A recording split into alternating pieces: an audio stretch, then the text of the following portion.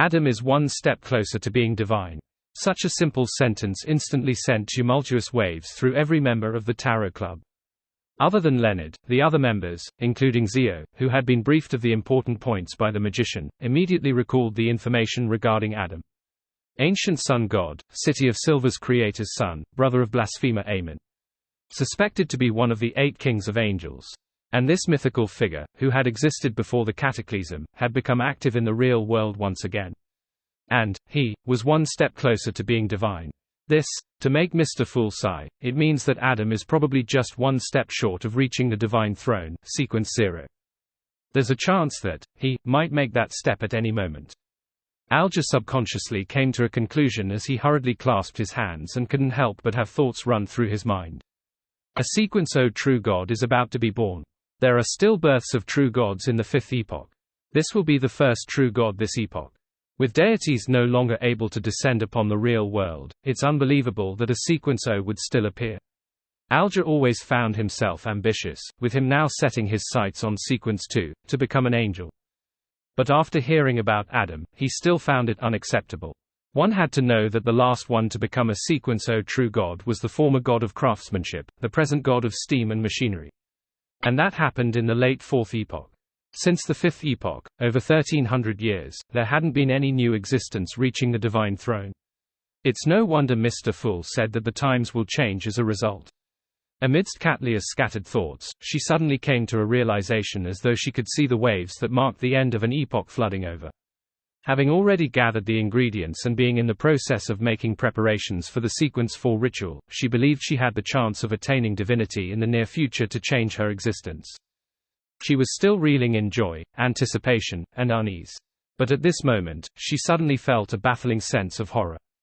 All she wanted was to communicate with Queen Mystic face to face to confirm the future. Fours, Zio, and the other members had a myriad of reactions. On the one hand, they were shocked that Adam was attempting to achieve divinity, never expecting such a matter to happen in the 5th epoch. On the other hand, they were worried for their present life. After all, be it Emlyn from the Sanguine, or Audrey who lived amongst the Lowen Kingdom's upper class, all of them lived in the 5th epoch, living in a situation which had more than 1,000 years of history setting the foundation. They didn't dare have any sacrilegious thoughts towards true gods. Even when facing evil gods like the true creator, they still felt a deep sense of fear and awe, acknowledging their level and loftiness. Therefore, they couldn't believe that a god would soon appear. They couldn't imagine what would happen next. In their eyes, the Fool was a reawakened ancient god, an existence who originally sat at the throne of sequence O. One step closer to being divine. Becoming a god. Derek was mostly excited, as though he could see hope and have a target to strive for. To him, only a sequence O could save the City of Silver. Adam. Becoming a god. Although Leonard didn't know who Adam was, just the simple words of being one step closer to being divine was easy to understand. He connected it to that ordinary priest who had appeared after the battle ended and had picked up 008 in front of Klein. That's Adam. Or a subordinate of Adam. No, 008 is a Grade O sealed artifact. Only Adam, who's very close to the divine throne, can do it personally with great certainty. It's no wonder the battle within Sangwil was easier than I expected. I thought the best outcome would be me and Klein dragging in Sangwil into hell together. Who's Adam? Why haven't I heard of him? Perhaps a result of being parasitized by an angel, allowing him to know some of the secrets and developments of the 4th epoch. Leonard had a deeper understanding of Adam's path to being divine. The impact he felt wasn't too great, with most of his feelings puzzlement and curiosity over Adam's true identity. And at this moment, the Fool didn't speak again or give further explanations. It was as though he was simply warning the members to make preparations for the change of the times. Amidst the confusion and wandering thoughts, the world Gairman Sparrow glanced at the star Leonard and simply said, Adam is the son of the ancient sun god, blasphemer Amon's brother. Leonard immediately jumped in fright and failed to control his expression. He had a deep impression of Amon, and he had a deep trauma for Amon because of Old Man's descriptions. And Adam was Amon's brother, so it was very possible that the level of horror was likely the same between the two brothers. The world ignored the star's reaction and continued. It can be confirmed now that Adam is one of the 8 kings of angels, titled Angel of Imagination. He is ranked on par with Angel of Time Amon. The reason for him targeting in Sangwil is to obtain 008 to make up any shortfalls for his path to being divine. And his plan succeeded. Angel of Imagination. Adam is a king of angels from the spectator pathway. Audrey instantly connected this to the Dragon King Ankerwelt's title, Dragon of Imagination. And she had long known that mind dragons represented the spectator pathway. As for Leonard, another comprehension obstacle appeared before him. He had been stumped by the concept of a king of angels, but he was too embarrassed to ask. He had planned on seeking Old Man's help when he awakened. Alger pondered over Gairman Sparrow's words as his expression turned slightly odd. He probed, "You seem to have witnessed the matter." Just as he said that, all of them heard a familiar, hoarse laughter. After Gairman Sparrow finished laughing, he looked at the star and said as though it was nothing, "The murder of Ince Sangwil was committed by me and my partner." Catlia's mind instantly went blank. She could accept that Gairman Sparrow could easily finish off Admiral Hell, but she couldn't imagine that he would one day kill a real Sequence 4 demigod. Catlia quickly calmed down because, with a king of angels involved in the battle, it was possible that a Sequence 5 could kill off a heavily injured demigod due to various coincidences. Furthermore, he had a partner. Audrey, read, confidence from the world's tone. She couldn't help but ask out of curiosity, "Mr. World, have you already become a demigod?" The world didn't give a direct answer as he chuckled. "In the future, all of you can entrust matters involving demigods to me." Every member present figured out the meaning in between the lines. He had become a genuine Sequence 4 demigod. Furthermore, he was the kind who had the ability to kill peers at his level. At that instant, Catlia became abnormally calm. She tried hard to recall everything that she had seen and heard regarding Gairman Sparrow. She was very certain that he was only a Sequence 6 before the visit to the ruins of the Battlefield of Gods. He relied on the glove to match a Sequence 5. As for Gairman Sparrow's search for mermaids without hunting any of them, it implied that it was a requirement of a ritual. This meant that he had indeed advanced to Sequence 5 back then. His various performances after that proved this point. Today, it had only been about 3 months since Gairman Sparrow stepped into the ruins of the Battlefield of the Gods, but he had already advanced to Sequence 4, becoming a demigod existence. This overturned Catlia's understanding of the world. She wasn't too old, with her age being less than 30. But to reach Sequence 5 and gain the title of Admiral of Stars, it took her about 7 to 8 years. It was only in the past 1 or 2 years did she have the confidence to attempt to breach the gate to become a demigod. With her starting to make preparations, she believed she was already far ahead of the pack. Mr. World is impressive. He became a demigod so quickly. Derek sincerely felt joy. His idolization for Mr. World grew more intense as he hoped that he could be like him, becoming a demigod at the fastest speed possible. Audrey was both alarmed and delighted. Following that, she gained an understanding towards the abnormality in Gairman Sparrow's mental state. From the looks of it, his low spirits, gloomy, and depressed feelings happened after he became a demigod. These are the negative effects accumulated from potions. It's just like how I nearly lost control when I became a psychiatrist. Also, after becoming a Sequence 4 and gaining godhood, he could naturally penetrate more of reality. He then realized that he had been sleeping for a very long time. His family had passed away, making him lose his goals. How pitiful. With his warm nature, he must have had deep feelings for his family and friends. However, I'm so envious. Does being Mr. Fool's blessed make one advance so quickly? I also wish to become a demigod early. Mr. Fool's mention that, the times have changed as a result, leaves me fretting. While Emlyn and the other members were still in shock, Alger, who also shared the same feelings and felt deep envy and jealousy towards Gairman Sparrow, had other thoughts. As Mr. Fool's blessed, Gairman Sparrow's embroilment with this King of Angels and 008 matter clearly isn't an accident. On the contrary, it might be more reasonable that it's a mutual plan between Angel of Imagination Adam and Mr. Fool. That will explain it. 2 mythical figures that existed before the cataclysm. One is awakening, and the other is making an advancement, the two secretly coming together. Amidst his thoughts, Alger had another idea. Since Adam had obtained 008 and opened the door to the divine throne, what about Mr. Fool? What benefit did he get in this matter? Subconsciously, Alger turned his body and slightly bowed his head to look at the seat of honor. He didn't dare look directly, and could only look through the corner of his eye.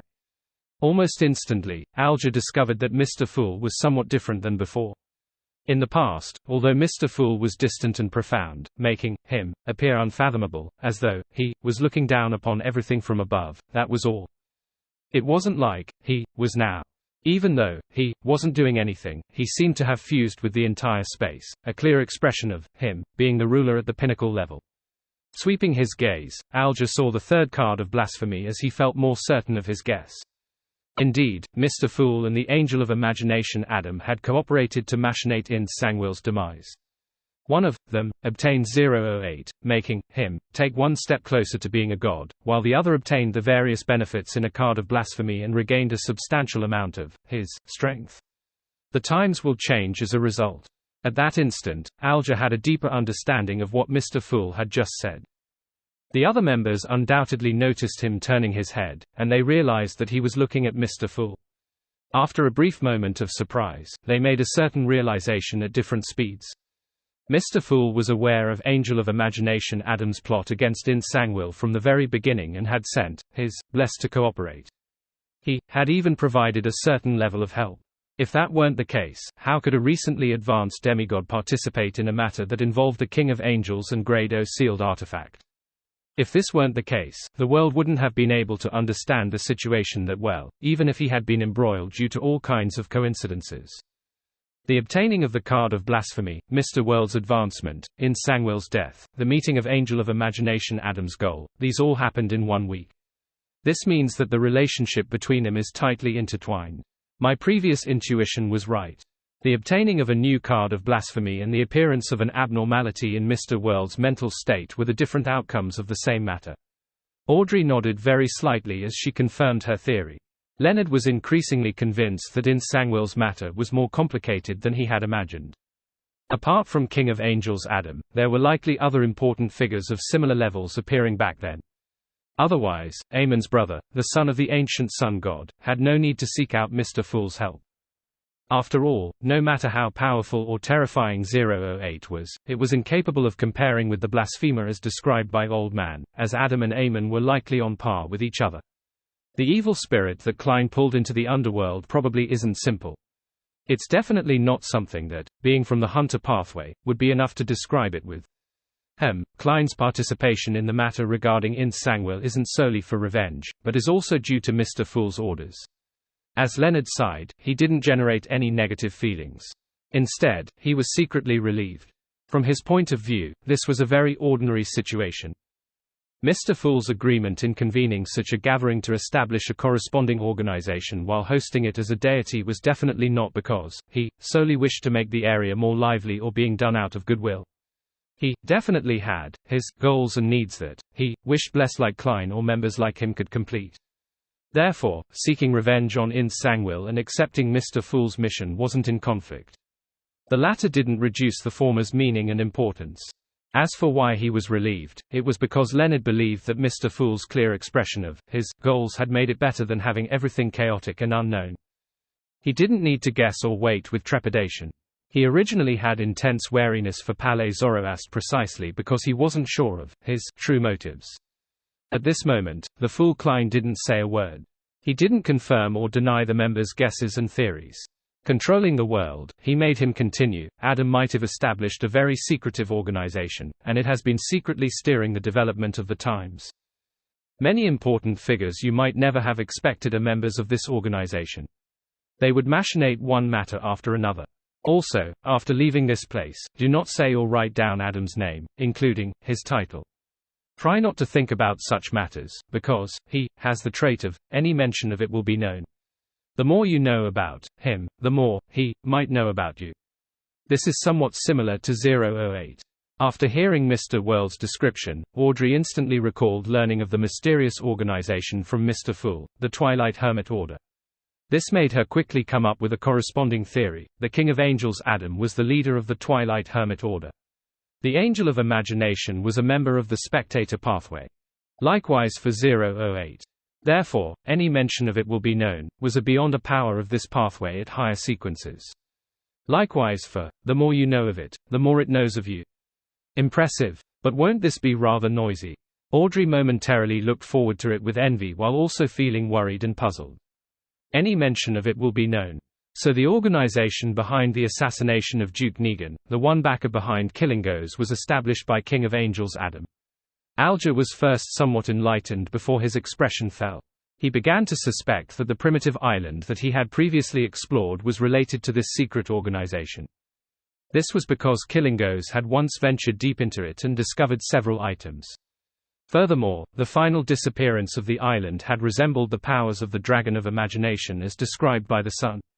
Putting the two together, Alger couldn't help but come up with such a theory as he made a deeper realization that Mr. Fool's cooperation with the Angel of Imagination had started when he and Gairman Sparrow stepped into that primitive island. He was more convinced that it was the truth because after the existence in that island's ruin awakened, the only thing that happened was a sigh. He and Gairman Sparrow weren't stopped from leaving. So that's how it is. The way important figures set up the ploys are truly well concealed. I didn't notice it at all back then. The games between gods are truly complicated. Perhaps only Sequence 1 Beyonders or even King of Angels are qualified to participate. Alger sighed as he felt a baffling sense of desire. Force had already forgotten the mysterious organization which Mr. Fool had mentioned previously. Only when she heard any mention of it will be known, did she recall that it was related to Duke Negan's assassination. However, she wasn't concerned about this problem but something else. Back when she was informing Zio about the general situation of the Tarot Club and the general knowledge, she had mentioned Adam's name. Adam has the trait of, any mention will be known. This, Zio and I are known by him. Force instantly felt horrified as she couldn't help but turn her head and cast her gaze to Zio. She had learned that Adam was the son of the creator from Mom Hermit. Furthermore, she had never emphasized to not mention the King of Angels' name in the outside world. I've mentioned Adam in the real world, Force said with a clear stammer. Zio's nerves were taut as though a venomous snake had crawled into her clothes and was sliding across her back. Katlia tersely acknowledged. No need to worry. Although not many people know of Adam and Amon, there's no lack of them. I've mentioned his name on several occasions.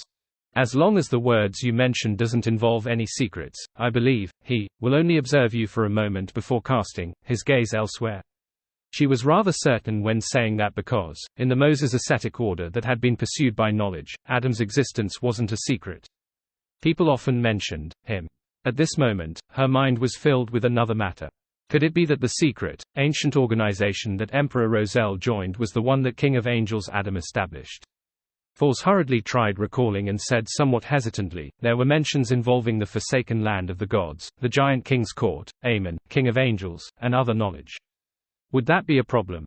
She was very happy that she had never mentioned the words, Tarot Club, or described the other members. At most, she mentioned that the gloomiest was Gairman Sparrow. Katlia thought and said, at your sequence, discussing knowledge at that level is indeed strange. However, if Adam were to delve deeper, he will realize that you're related to the Abraham family. It's quite normal to be aware of this information. What you need to pay attention to is that any major matters involving the Abraham family will require you to be wary of Adam. How do I be wary of him? Force forced a helpless smile as she glanced at the seat of honor at the long bronze table. Then, she looked back at the hermit and said, thank you for your analysis. As Mr. Fool hadn't said anything, she decided to believe Mom Hermit's words. At this moment, Klein sighed inwardly. Back when Katlia mentioned Adam during the tarot gathering, he wasn't aware that Adam's name wasn't to be verbalized, nor did he know that he was related to the Twilight Hermit Order. It was only when he entered Grozel's travels and learned from ascetic Snowman about Adam being the Angel of Imagination that he grasped this point and came up with the theory. After seeing Mr. Dawes' warning from Emperor Rozel's diary and gained preliminary confirmation, he ultimately lacked the opportunity to warn the various members. Furthermore, the way the Archbishop of the Church of Steam casually mentioned Adam's name made him believe that many people in the real world knew of Adam and that it wasn't taboo. Furthermore, Adam might not be his full name. He wasn't in a rush to guide the conversation towards this, but he was waiting for an opportunity. Any mention of it will be known. The organization established by Adam is really impressive. Is this the target our Tarot Club is aiming at? As Emlyn reflected over it poignantly, he gained a clear picture of the Tarot Club. He had previously been figuring out a category for the Tarot Club. He realized that it wasn't like an Orthodox church, and it was unlike the other secret organizations. Apart from being a Messiah alliance, there wasn't anything too special. It muddled his analysis. And today, he finally confirmed that the early development of the Tarot Club could match Adam's organization. Knowing 008's trait, Leonard wasn't surprised that Adam had a similar trait. He was more concerned about the organization with many important figures participating, as well as the Abraham family which Imam Hermit had mentioned. He had once heard Palais Zoroaster mention, this family's standing in the fourth epoch was very high. According to what Leonard knew, amongst the major noble families of the fourth epoch's Tudor Empire, the Abraham family was ranked first. It was even stronger than the Amun family who had the blasphemer. Of course, he couldn't be certain if the Amun family didn't have any members, that it was all filled with the Son of God's avatars. Miss Magician is actually an important member of the Abraham family. Everyone here isn't to be trifled with. Is this what's called a gathering of protagonists? Leonard first sighed before he made a self-deprecating comment. Derek didn't say a word, nor did he make any connections. He seriously listened to Mr. World's description, as well as the conversation between the two ladies, the magician and the hermit, before keeping them to heart. To him, the other members were in the outside world. Regardless of what happened, it had little to do with him or the City of Silver. Only matters regarding the King of Angels was something to be concerned about. After all, be it the Angel of Fate Ouroboros, the Dark Angel Sasria, and Red Angel Medici, they had left traces around the City of Silver. As for the Angel of Time, Amun, he had personally visited it before, bringing about inexplicable horror.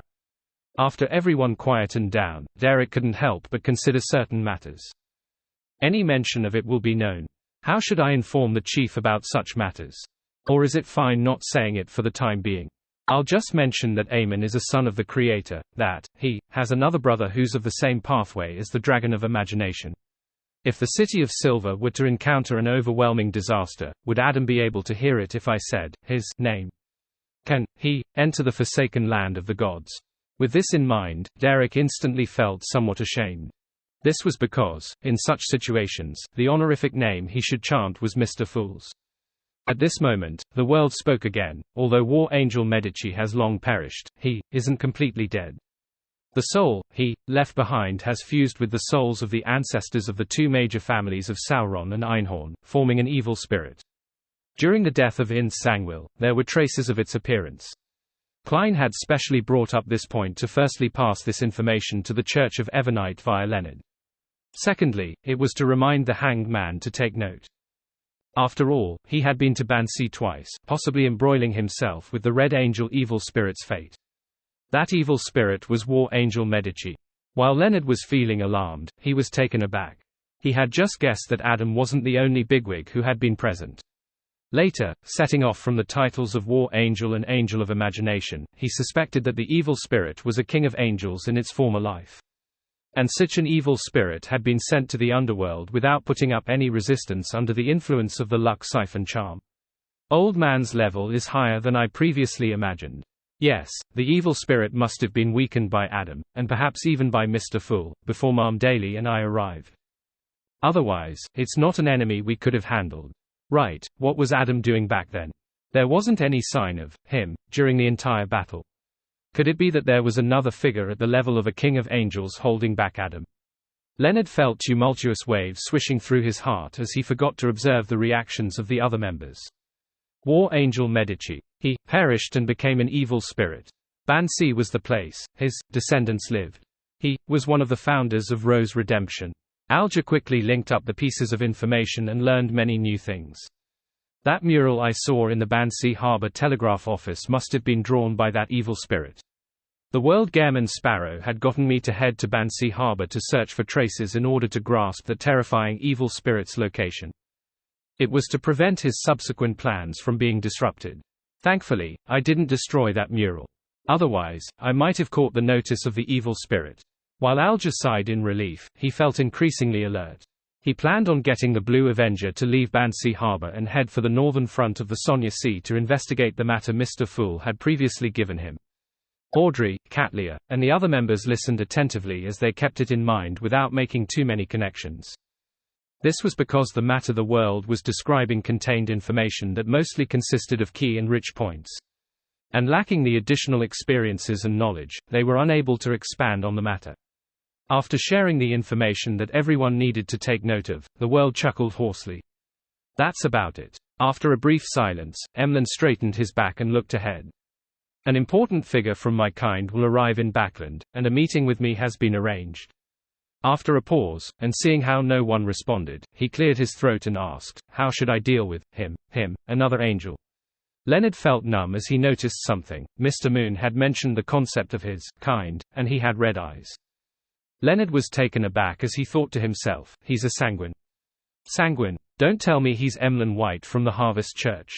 He had been close to Klein's identity as a detective. Leonard couldn't help but look at the Moon's side profile and figure a few more times. The more Leonard looked at him, the more familiar he appeared. He was almost certain. Without any doubts, Emlyn noticed the Star sizing him up, just as Audrey was surprised and excited to confirm that Mr. Star had suddenly realized he knew Mr. Moon. "Did I say something wrong? That fellow, the Star, looks somewhat astonished. He knows me in the real world. Do I know him?" A series of thoughts flashed through Emlyn's mind as he subconsciously sniffed, trying to catch the scent of the new member beside him. However, the grey fog ensured that he failed. As he surveyed the area and waited for the Hanged Man, the Hermit, and the world to provide him with an analysis and suggestion, he tried hard to recall if he had met someone like the Star.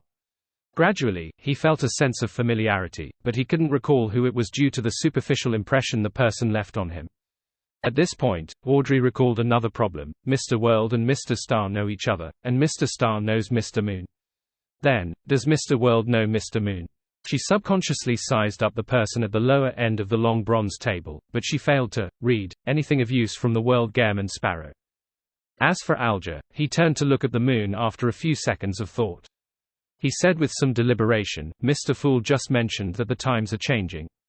Although the important members of the Sanguine might not know of the ins and outs, at their level, they will more or less sense something and make preparations. The reason that this important figure wishes to meet you is both a probing action and surveillance. You just need to act as you usually do, but there will subsequently be some tests and missions. As I imagined. A second test and mission will begin. I wonder what revelation the ancestor has given." Emlyn nodded and said to the Hanged Man, "Thank you." With the question answered, Fors, who had been holding back all this while, finally spoke. "Mr. Moon, the intelligence you gave me regarding the abandoned ancient castle was highly problematic. There were 2 ancient wraiths, but in the underground area was a door. Sealed behind the door is a powerful corruptive power. As long as one enters the region where the ancient wraiths are, they will be corrupted." This, Emlyn frowned slightly. He wasn't enraged, and he instead felt that her description was completely right. If the person who had provided the intelligence knew that there were 2 ancient wraiths, he wouldn't have ignored that door. As a cultured and noble sanguine, Emlyn never wished for anyone to incur any losses or harm because of his mistakes or neglect. He was rather perturbed by this as he thought and solemnly said, "I will investigate the source and provide you with an answer." As Fors had returned safely, she didn't mind it too much. She tersely answered, indicating that she was awaiting the outcome. As for being saved by Mr. Fool, with it happening once a month or even twice a month, she had already lost count. She was prepared to do anything Mr. Fool instructed her to do in the future. After they finished their conversation, Audrey was somewhat concerned. She asked out of curiosity, "Do you know what brought about that corruptive force?" Fors shook her head. "I don't know." With Mr. Fool not sharing any information, and how she didn't have any Roselle diary entries to exchange for the answer to the card of blasphemy, Audrey retracted her gaze and attentively listened to the conversation of the other members. After a while, the learning segment came to an end as the Tarot Club drew to a close. The members stood up and bowed at the existence at the end of the long bronze table to bid him farewell. This time, Leonard didn't appear too slow. The dark red light dissipated as he returned to the real world. In front of him was a red glove he hadn't worn. At this moment, a slightly aged voice suddenly sounded in his mind. "Whose dream did you enter a moment ago?" "Old man has woken up." Leonard was first delighted before he heaved a sigh of relief. He didn't immediately answer Palais Zoroast as he deliberated over an answer. Say, it is possible that, at certain times, Dwayne Dantes is Isaac Eggers who's disguised using some particular item. After learning that Dwayne Dantes was a shared identity, he began doubting Old Man's original theory. This was because this parasite had came to a conclusion based on the different appearances and auras of Isaac Eggers and Dwayne Dantes. Furthermore, not every one of Mr. Fool's blessed looked identical to Dwayne Dantes, nor were every one of them beyonders of the seer pathway. Therefore, since a shared identity was needed, it meant that they wielded a mystical item or sealed artifact that allowed them to transform into someone else. Together with the ancient aura of being a blessed causing some interference, it wasn't impossible for an angel to make an error in judgment. Palais Zoroast fell silent for 2 seconds before saying, "You reminded me. Azek Eggers does have a mask that allows him to transform into anyone." As expected. After confirming his hypothesis, Leonard didn't harp on the matter as he returned to the topic at hand. "Old man, didn't you ask whose dream I entered?" "Yes, on the day we sought revenge against In Sangwil, Amon's brother and a king of angels appeared." In his mind, the slightly aged voice didn't immediately reply. After a few seconds, there was a sigh. "It's just as I expected. Matters related to 008 will often attract Adam. Thankfully, I chose to sleep ahead of time." Leonard didn't have the time to ponder over Palais Zoroast's words as he instinctively cried out, "Old man, why you said his name." Adam's gaze was about to be cast over, or might have already landed on them. The slightly aged voice chuckled. "You actually know about Adam's trait. However, me mentioning him doesn't matter. He will only imagine that someone else is talking about him. Of course, there's no need for you to know too much. That will definitely make you occasionally think of it. Once that happens too frequently or at a close physical distance, Adam will also know of it, just like 008.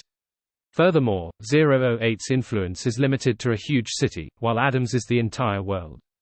As horrifying as Amon. Another form of horror. Leonard composed himself and forced himself to stop thinking about Adam as he ruminated over what Palais Zoroast had said.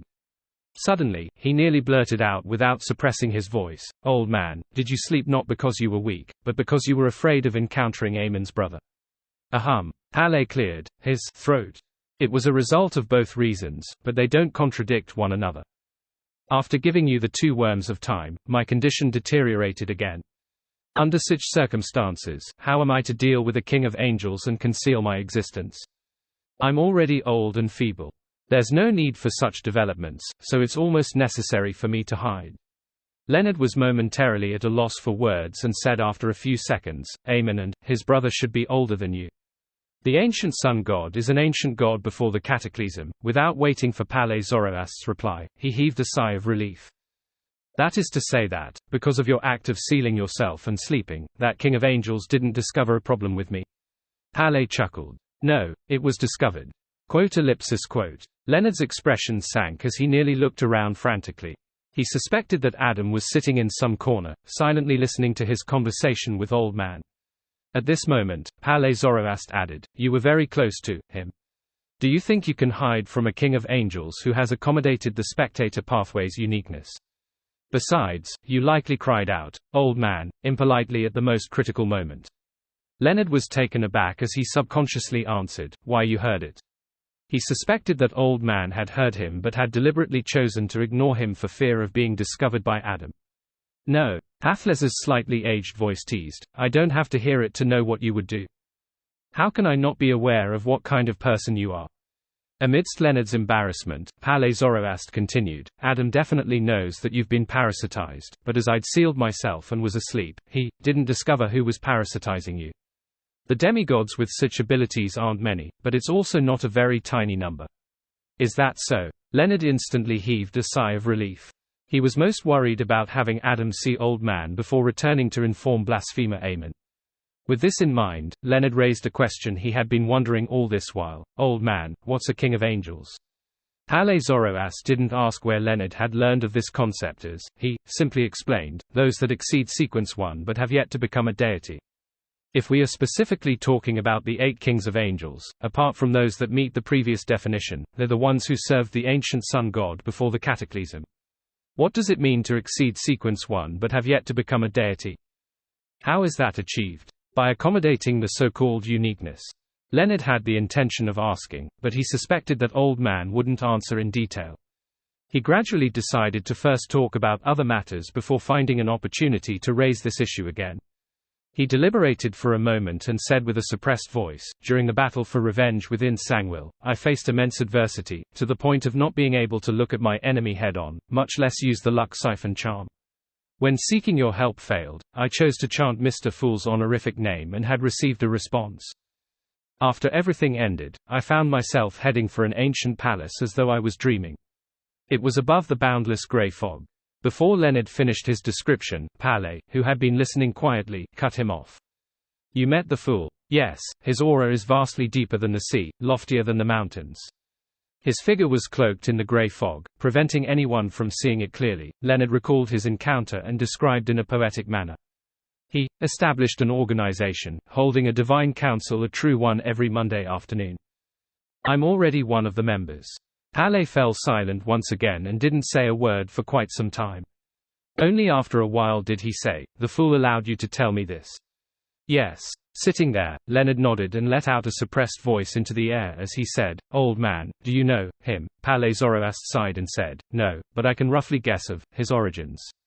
"You don't have to ask what it is because I won't tell you."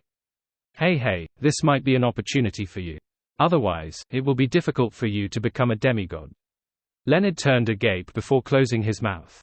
He stopped mentioning the tarot gathering because Mr. Fool hadn't given him permission to go into the details of other matters. He thought and said, "Old man, is there another king of angels named Medici, known as the War Angel?"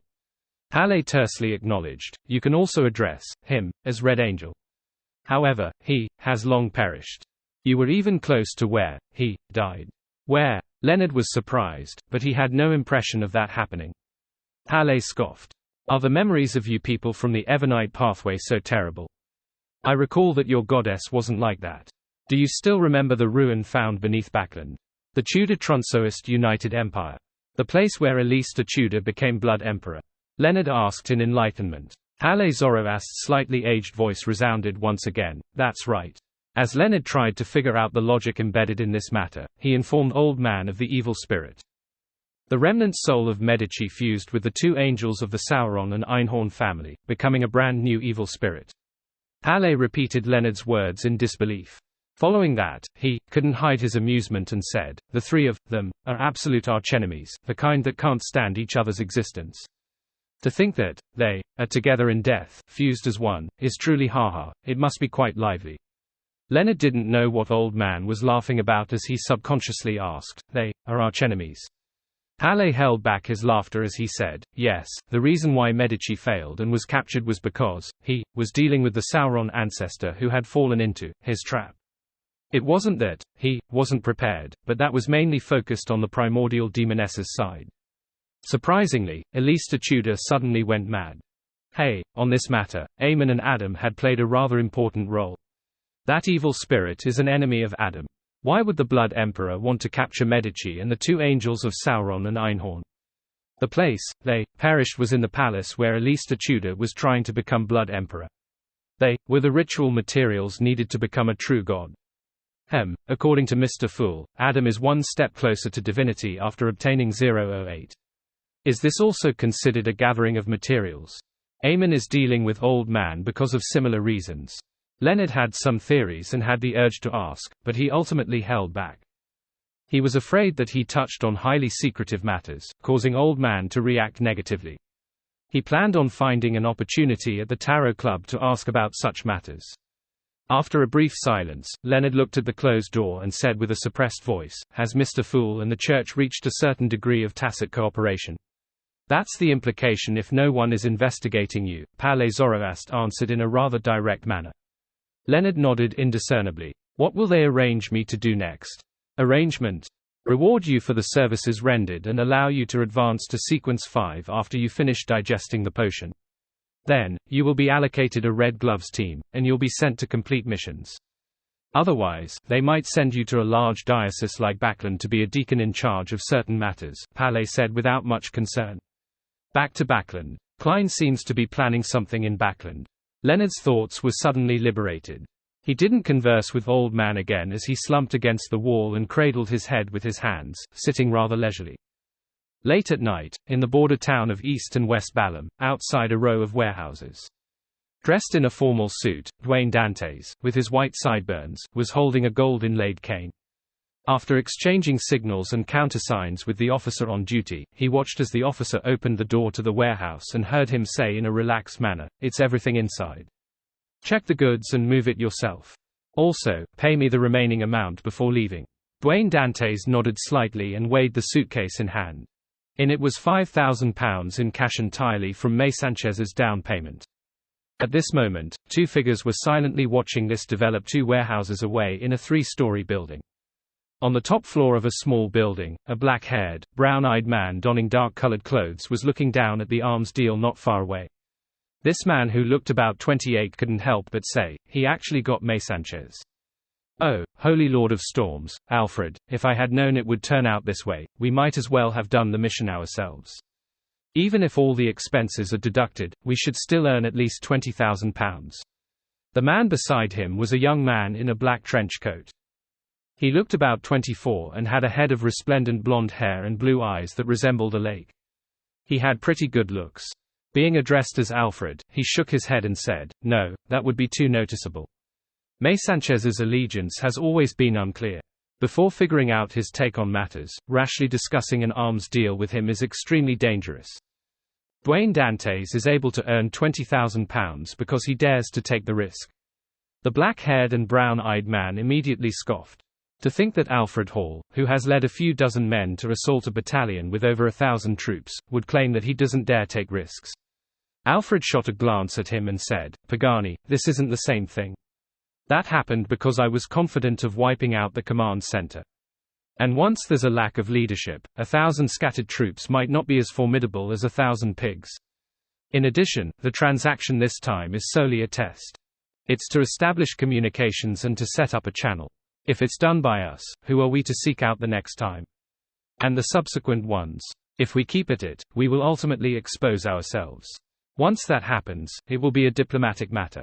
Furthermore, with the deals deepening and broadening, who knows if this would incur the notice of the demigods of other factions? That would spell danger." "Ha ha," Pagani said with a smile. "How can demigods be that free to pay notice to such small-scale arm deals? Every faction has a limited number of demigods. There are too many matters awaiting them." "I know. I'm only raising an example," Alfred replied in a staid manner. Pagani didn't harp on the matter and turned his gaze back to Dwayne Dantes, who stood outside the warehouse. "This gentleman is said to be very generous. He donated stocks worth more than £10,000 to the Church of Evernite shortly after he arrived in Backland. Is this the early-stage investments that you often speak of? Also, he seems to be working at the same charity foundation with your sister. TSK, such men are very welcome with the young ladies. He's good-looking and has an outstanding demeanor. He's smart, experienced, and has the artifice. He has seen all kinds of women, and he's at the age to settle down. Alfred, you have to warn Audrey that a playboy will always be one and that one's moral character is a flaw that can never be corrected. You can't let the most dazzling jewel of Backland be taken by this fellow." Alfred turned his head to glare at Pagani. "There's no need for you to show any concern about such matters. Audrey isn't a young and clueless lady. Her knowledge of the world is far more mature than you imagine. Besides, my father and mother are in Backland. They have the ability to prevent any nasty things from happening." Upon saying that, Alfred looked at the nearby arms warehouse and paused. "May Sanchez actually sent Haggis. I'll go greet him. This isn't the best time to meet, right?" Just as Pagani was about to say a word, Alfred had already turned to walk down the stairs. Klein, in the form of Dwayne Dantes, didn't bring any servants. He held his gold-inlaid cane and stood with May Sanchez's representative, Haggis, outside the warehouse.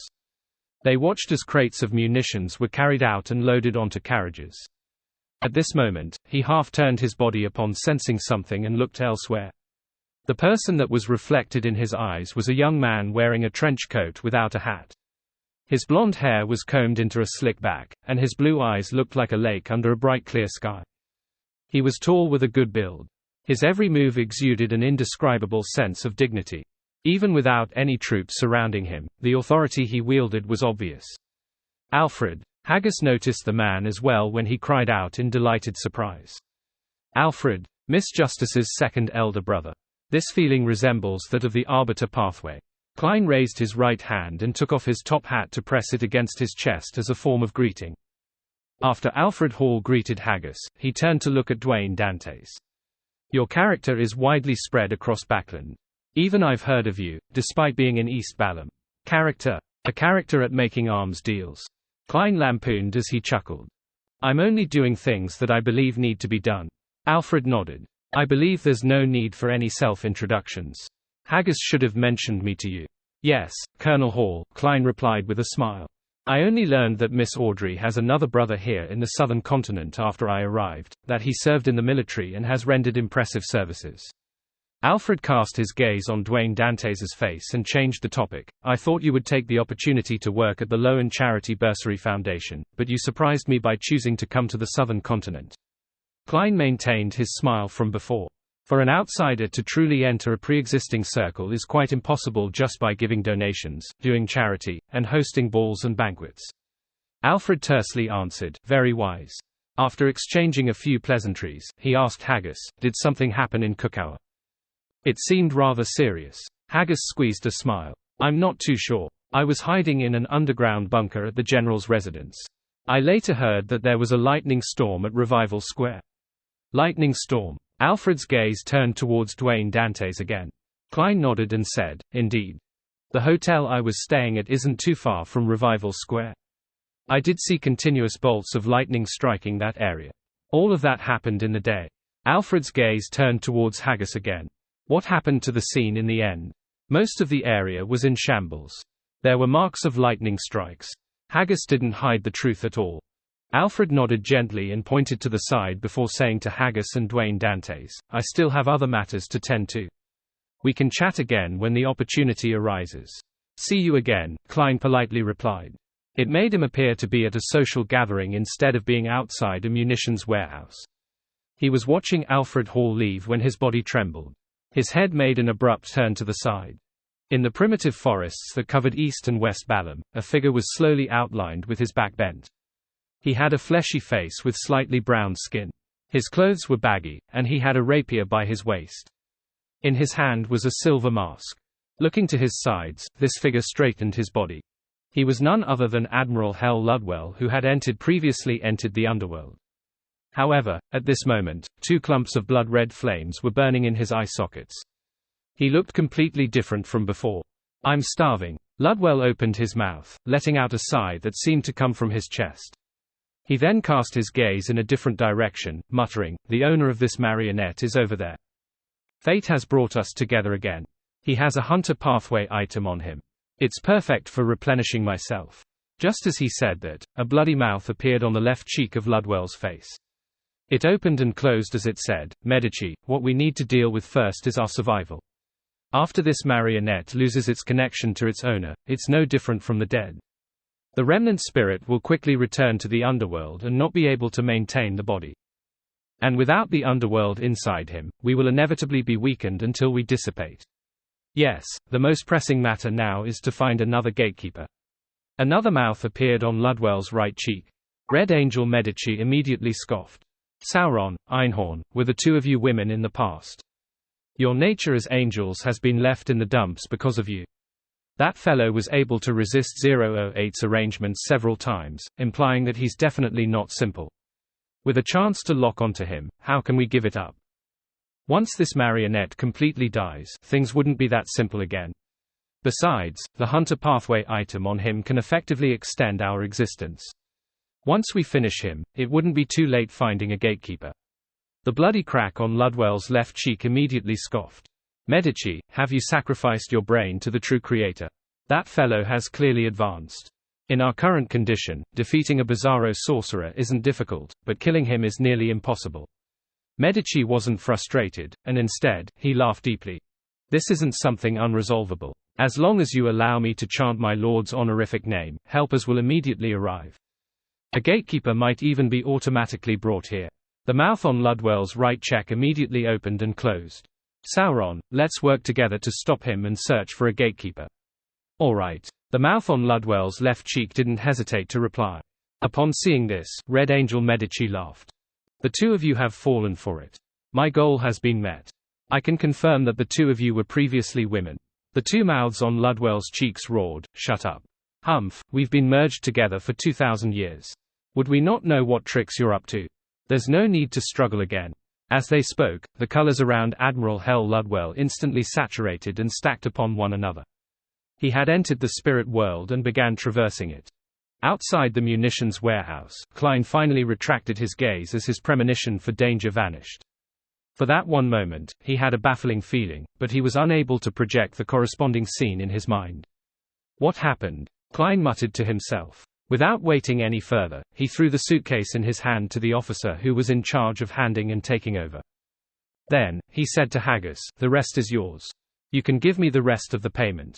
He was referring to the heavy case filled with gold bars and coins. Haggis had planned on having drinks with Dwayne Dantes after the completion of the deal to celebrate its success, and to discuss any future deals. He never expected Dwayne Dantes to be in such a hurry to leave. "All right. It's on the carriage," he pointed and said. Alfred, who had already walked quite a distance, turned his head to look over, perplexed.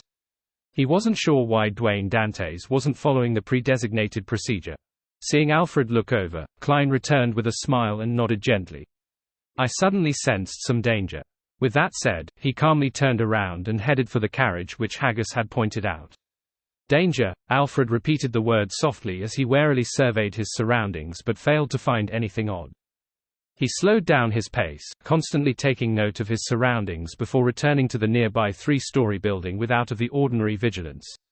Pagani glanced at the heavy expression wearing Alfred and asked, feeling somewhat puzzled, what happened. He was quite a distance from the arms deal, so he hadn't heard their conversation. Alfred walked to the window and looked down at the convoy that was prepared to leave after loading the munitions. He deliberated and said, "Dwayne Dantes suddenly left, saying that he had sensed danger." Danger? Pagani didn't dismiss it as he warily looked around. He didn't notice anything amiss even when May Sanchez's men left the region and vanished into the darkness. He then laughed. "Ha ha, Alfred, I think you're too sensitive. I believe it's solely because Dwayne Dantes is a coward and was unwilling to stay here for too long." Alfred retracted his gaze and frowned. Perhaps. After returning to his hotel, Klein made Enzo, who had turned into a mixed-blood lad, open the suitcase in his hand. He took out the gold coins and bars one by one and did the count. It was valued at a total of 30,000 Lowen gold pounds. Thankfully my previous agreement with Miss Messenger is 10,000 Lowen gold coins. I don't need to make any additional conversions. Sitting leisurely in the reclining chair, Klein drank the sweet and sour but refreshing guada as he monitored his marionette's work. After Enzo separated the items, he took out the adventurer's harmonica and blew into it. Rionette Tineke walked out of the void with the four blonde, red-eyed heads in hand. It was as though she was constantly nearby. Her 8 eyes turned towards the pile of gold coins and gold bars that had been separated. After a few seconds, the 4 heads in Rionette Tineke's hand said, "Very good. In the future, missions will cost more. What's the logic behind this? Why are you raising the price after the mission despite me paying you so quickly?" Klein was taken aback as he asked with a straightened back, "What?" Rionette Tineke's 4 blonde, red-eyed heads nodded seriously. "Mission price depends on your ability to earn money. I never expected that." Klein turned agape, but he was unable to retort. After all, such matters were solely decided by the helper. Furthermore, with him advancing to Sequence 4 and becoming a demigod, the missions that he needed her help with in the future was likely to increase in difficulty and danger. It was seemingly reasonable to increase the price. After Rionette Tineke swallowed the gold coins and vanished from the room, Klein reined in his thoughts and began doing calculations regarding his current wealth. "My expenses have been quite significant recently. I'm left with £17,275 in cash and 65 gold coins. This pile of gold bars is worth £25,000. That makes for a total of more than £40,000. It's not something to dismiss in all of the Lowen Kingdom. I can already buy a manor and some land for farming. Arms dealing sure is profitable." Rionette Tineke needed gold coins, so whatever was left were gold bars. Standing up and sending the gold bars above the grey fog, Klein walked to the window and cast his gaze to the north. With the matter coming to a close, he was poised to return to Backland. Looking at the horizon, Klein suddenly sighed silently. Backland. Northborough, Backland University of Technology. Audrey was touring the campus with a few staff members of the Lowen Charity Bursary Foundation. She was dressed in a simple, light green dress. By her waist was a white, unadorned leather belt. Her blonde hair had a veiled hat with ribboned flowers that showed off her playful side. She didn't wear any other accessories other than a silver bangle on her left wrist.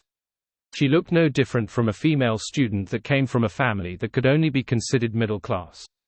Over the past few days, she had been to public primary schools that bordered East Borough, and she had visited the technical schools in the area around Backland Bridge.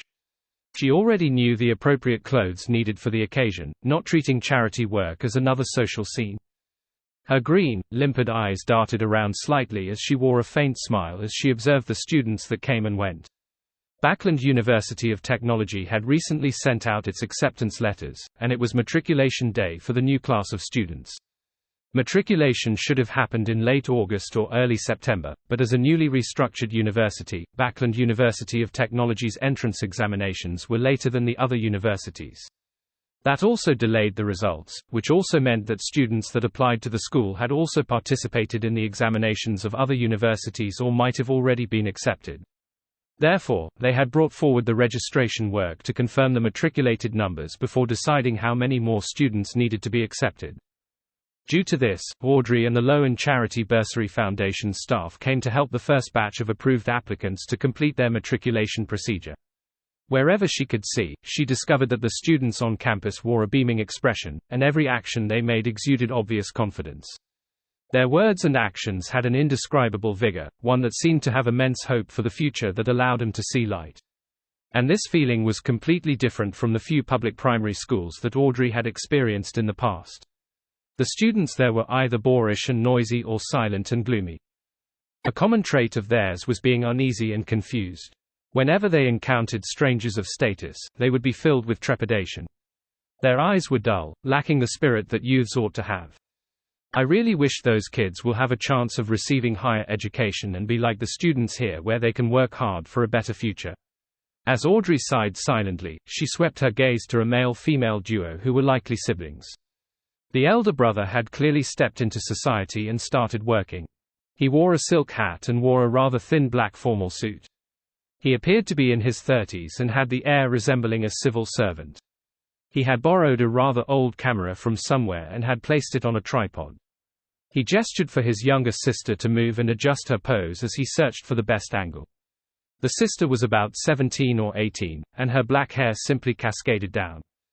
Her brown eyes had a look of exasperation, but she didn't say a word as she seriously listened to her brother's instructions. Such combinations were everywhere on campus. Some of them had parents and their child, while others were groups of friends. What a beautiful scene. Audrey looked away and continued proceeding forward. It was a square, and in the middle of it was a decommissioned steam locomotive. Its massive body was standing there proudly, adding industrial vibes to the Backland University of Technology. Whoosh! The behemoth-like steam locomotive spewed out smoke as it hauled its long body into the platform before slowing down a stop. A mixed-blood, 7 or 8-year-old girl who looked like a doll, held her mother's hand as she waited in a long line. She asked her father, who was similarly mixed blood with Loan and Balam heritage, about Desi Bay. Amidst her shuffling, she saw a gentleman with white sideburns and a top hat holding a gold-inlaid cane. He had a servant with brown skin as he walked towards first class. The servant looked around curiously and said, "Sir, the recent situation is different from what I had imagined. I thought the people from Balam would lead tough and difficult lives, with squalid, chaotic, poor, and repressed surroundings. But there was none of them. We even drank guadda and smoked East Balam cigarettes. There were even some people who could afford bikes. As you know, although I have Balam blood in me, I was born in Backland. I've never been to the southern continent. Of course, my Dutanese is still not too bad." The very noble middle-aged gentleman chuckled and waved his cane. "That's because we only went to the cities and regions that aren't too bad. The saddest people of Balam are in the villages, in the plantations. The rest take up residence around the factories, creating slums. We never had a chance to see them." As though sensing the girl's notice, the gentleman with his deep blue eyes and his servant looked over and gave a warm smile.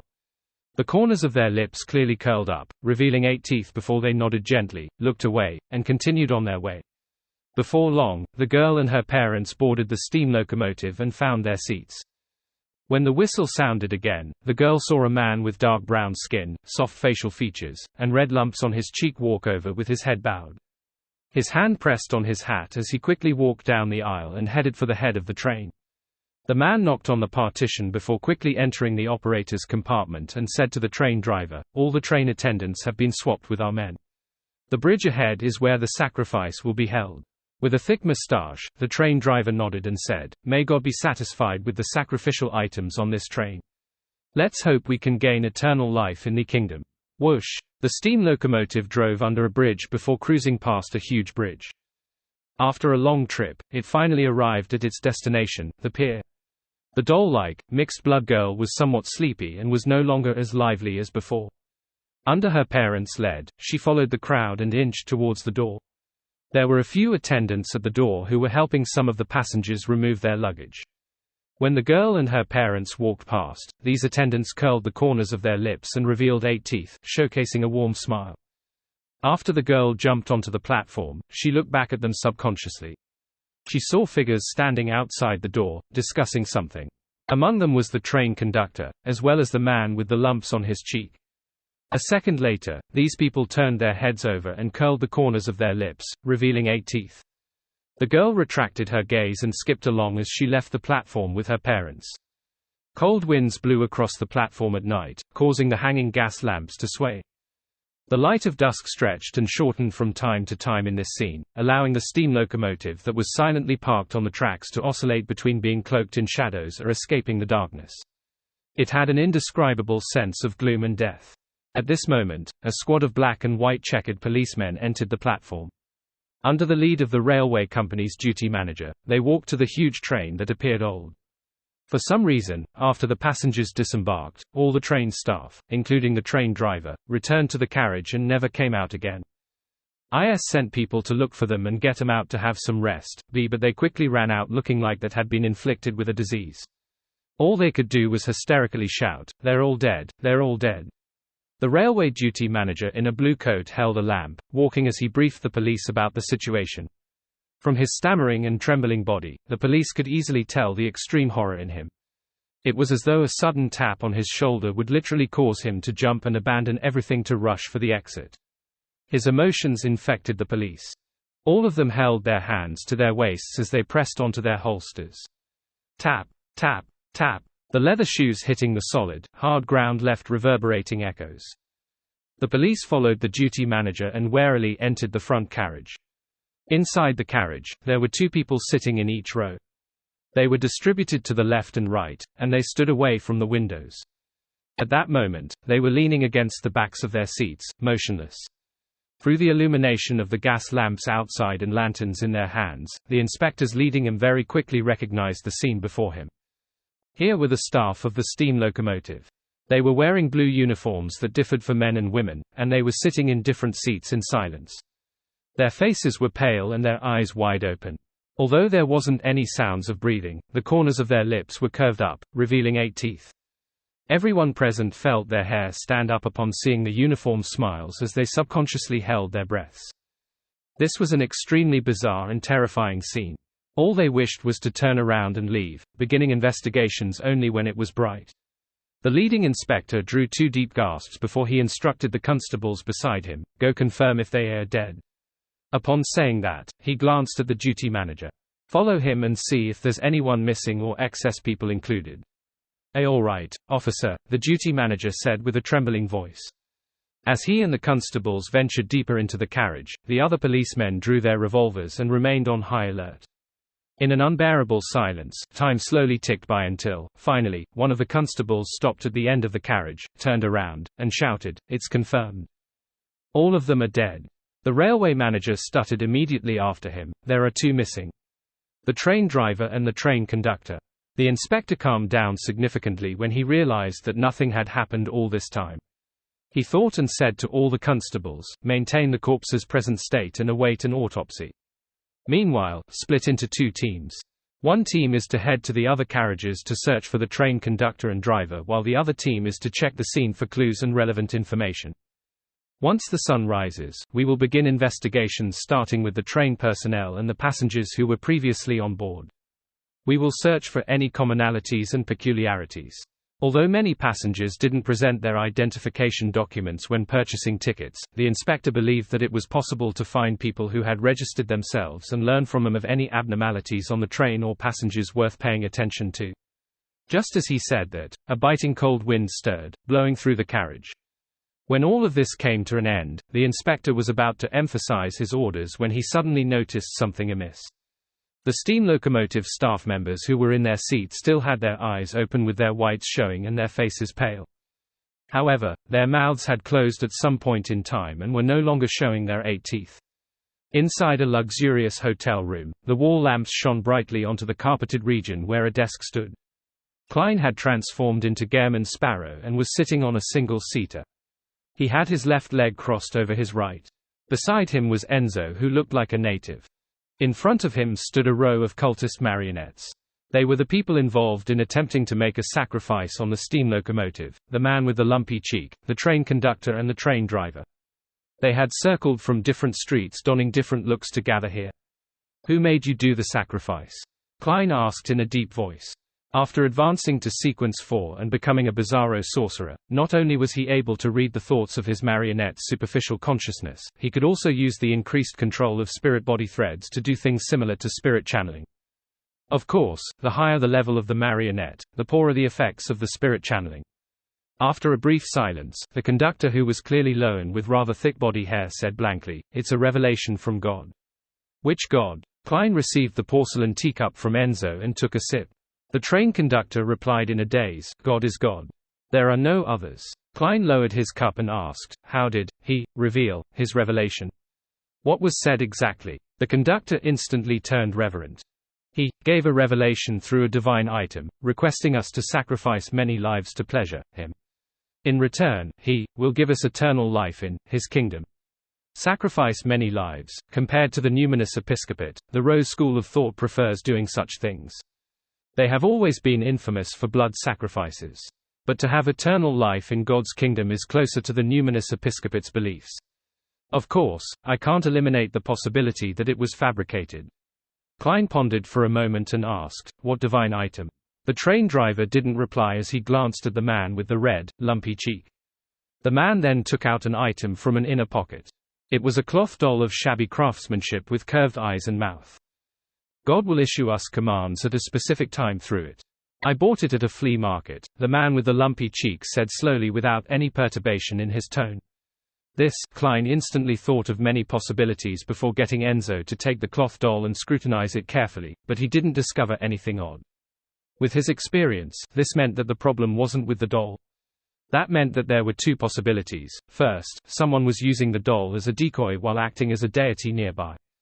Second, it was a truly secret existence who had specially labeled the item to send a revelation. If it's the former, the train attendant's death would have been discovered, and preparations would have been made. If it's the latter, perhaps nothing has been detected. Klein contemplated for a moment and made Enzo place the cloth door on the desk in front of the window. He then stood up and instantly transformed into another train attendant and stood with the row of cultists. Similar changes happened when Enzo returned. After an unknown period of time, the night grew deeper. Suddenly, on the desk bathed in crimson moonlight, the cloth doll with curved eyes and mouth moved its limbs and slowly stood up. The cloth doll turned its lifeless eyes before its body stood up straight.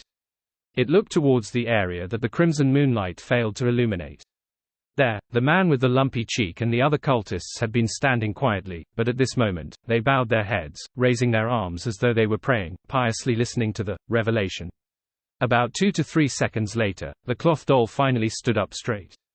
Just as it was about to open its tongueless mouth and produce a voice that didn't belong to the body it was in, all its movements suddenly turned sluggish, as though it was a highly rusted robot. Hidden amongst the cultists, Klein had seen a strange spirituality thread extend from the cloth doll. Without any hesitation, he began controlling it. Inside the wall lamp illuminated room, the lights dimmed instantly. The doll with curved eyes and mouth instantly lost the support that seemed to arise from having a skeleton before slumping to the table, motionless. Amidst the flickering street lights that were more than 1,000 meters away, Klein lost control over the blob of spirit body threads. The power that descended with the help of the doll took less than 2 seconds to escape out of his range. Whoosh! A biting cold wind swept up inside the room as the rug with tables and chairs above was suddenly tugged, sending the man with the lumpy cheek and most of the other cultists tumbling. Only the disguised Klein had jumped up in time to avoid the accident. Of course, Winner Enzo stood perfectly fine at the border of the rug, completely unaffected. Whoosh! Amidst the cold wind, the rug rolled up and bound the few cultists and covered their noses and mouth tightly, gripping their throats. Meanwhile, the fountain pens on the table had their caps removed autonomously before shooting forward, stabbing into the neck of the man with the lumpy cheek. They left no gaps in the dense array of pens. A wooden chair exploded as its splinters swept over without sparing any of the remaining cultists. Near the wall, the pipe of a wall lamp cracked, causing the gas inside to whistle out. The cloth that draped the sofa rose up, tied itself into a robe, and wrapped around the train conductor's throat. A few of the floor tiles flew up, stabbing a few cultists from below. Instantly, all the items in the room were filled with offensive capability as though they were attempting to kill all signs of life inside. Klein tried to dodge, but his shirt, pants, belt, coat, and hat seemed to have a life of their own. They forcefully locked him down on the spot. He hurriedly opened his mouth and let out a sound, pa. He had mimicked the sound of snapping fingers. Scarlet flames surged out from his clothes, instantly blanketing his body and removing the restraints at this moment. The cloth on another sofa rose up as though it was draped over someone. This strange scene reflected in Klein's eyes immediately as he trembled and turned stiff. He had been possessed by an evil spirit. The flames that soared up from before hadn't extinguished. They were burning away his clothes and flesh, only to reduce him to a pitch-black paper figurine. Behind this paper figurine was a pattern covered with feathers. It was a surreal and illusory feeling. This was the mutated paper figurine that had been tainted with artificial death's aura. Klein knew that there were only two situations that were possible for the doll to mutate. One was that the entity disguising as a god was nearby and had sensed the deaths of the cultists, hence, preparations were made via a deliberate descent, laying a trap for the antagonist. Another was that the one using the doll was indeed some secret existence. He wasn't aware that the sacrificial ritual had been foiled and descended at the predetermined time to give the next round of revelations. And regardless of which situation it was, it meant danger. Therefore, how could Klein perform unprepared? Based on the characteristics of a descent or the possession of the doll, he had already placed the paper figurine, which had mutated because of the corruption of artificial death's aura, in the iron cigar case. He had also maintained the level of his marionette at the level of an ordinary person in order to lure the target into possessing him. At this point, the possession target of the god that the cultists worshipped had gone from Klein to the death paper figurine. As the scarlet flames swept about, the pitch-black paper figurine ignited as a pale white color spread abruptly, tinged with a slightly dark green color. A rather painful grunt sounded as a transparent afterimage flashed across a window tinted with the crimson moonlight. Almost at the same instant, the items that came, alive, inside the room fell to the ground, returning to their lifeless state. As for Enzo, flames were swirling around him. At this moment, in the port city north of the southern continent, the residents were enjoying the comfort and warmth of their home and family at night. They didn't notice that the glass windows and the surfaces of the wall lamps were dim before quickly returning to normal. Alongside this dimming environment, the flames in the fireplace either intensified or dwindled. The remnants in the kitchen were ignited and snuffed out. During this process, the glass windows in that room dimmed the most, and the fluctuations in the flames kept happening. However, the believers in the room were praying to the primordial moon, paying no notice to what was happening. After an unknown period of time, the crimson moonlight brightened a little, as though covering the entire city in a light veil. Such brightness quickly returned to normal as a scarlet-red flame flared up on a silver candle on a dining table. Enzo walked out of it as his body and face rapidly changed into Gehrman Sparrow. Just moments ago, at the instant when the crimson moon brightened, he had lost his target. Not only possessing the Beyonder powers of a high-sequence Beyonder of the Wraith pathway, but they can also borrow the power of the Crimson Moon. Regarding these two aspects, one of them is only possible with a sealed artifact or mystical item. Klein muttered silently and came to a preliminary judgment. After the demigod who possessed the doll had been corrupted by the death paper figurine, he had believed that he had the chance to take his opponent down. To his surprise, the enemy's strength and means available to them were more varied and potent than he imagined. The only thing he could confirm was that it wasn't an angel, as the strength and level were far inferior to one. Just as this thought flashed through his mind, Klein left the dining room and entered the activity room. There were a few believers praying to the primordial moon. Unlike the cultists on the steam locomotive, they knew who they were praying to, as though they were more formal members of the parish. 1 step, 2 steps, 3 steps. Klein entered the room in an unhurried pace before they turned their heads when they noticed him. With the powerful illusion power of a bizarro sorcerer, they treated Gehrman Sparrow as an oracle that had descended upon them. They saw a bright moon halo at his head. The believers plopped to their knees in devout prostration. Klein didn't beat about the bush as he asked in a deep voice, "Who was the saint you met previously?" Although one of the believers was puzzled, he still respectfully answered, "Oracle, it was Shaman King Klarman." Shaman King Klarman. That's a familiar name. Ah, right, the author of that book of secrets. Isn't he long dead? He was alive in a time over a millennium ago. Saints of non-special pathways have no way of living that long. He joined the Rose School of Thought but still believes in the primordial moon. Through some means, he has extended his life. Or could it be that his sequence alone affords him a long life? Klein's mind whirred and recalled the origins of the name, Klarman. A sailboat was docked by the pier as the faint moonlight illuminated the cabin's interior. A figure with frizzled black hair with white streaks in them walked out of a mirror. He wore a back robe with crimson patterns. He had wrinkles that were neither too deep or shallow on his face. His eyes were bloodshot. At this moment, on the skin he exposed, such as the back of his hand, his paws had expanded, producing white feathers that were stained with pale yellow oil. This elder's expression was somewhat warped as if he was enduring pain. He quickly sat on the bedside, bowed his head, clasped his hands, and silently chanted. In his jarring voice, his forehead slowly cracked apart, revealing a red full moon that seemed to be embedded in it. The moonlight dispersed and cloaked the elder, causing the white feathers on him to contract and recede into nothingness. But at this moment, his abdomen bloated up as though it was filled with liquid. Finally, his clothes, together with his skin, tore apart as a blob of flesh and blood covered in white feathers flew out onto the deck. After squirming for quite a while, it rotted and died. Phew! The elder looked up and slowly exhaled. His bloodshot eyes were filled with puzzlement. He muttered softly, "Death's blessed. But death is no more."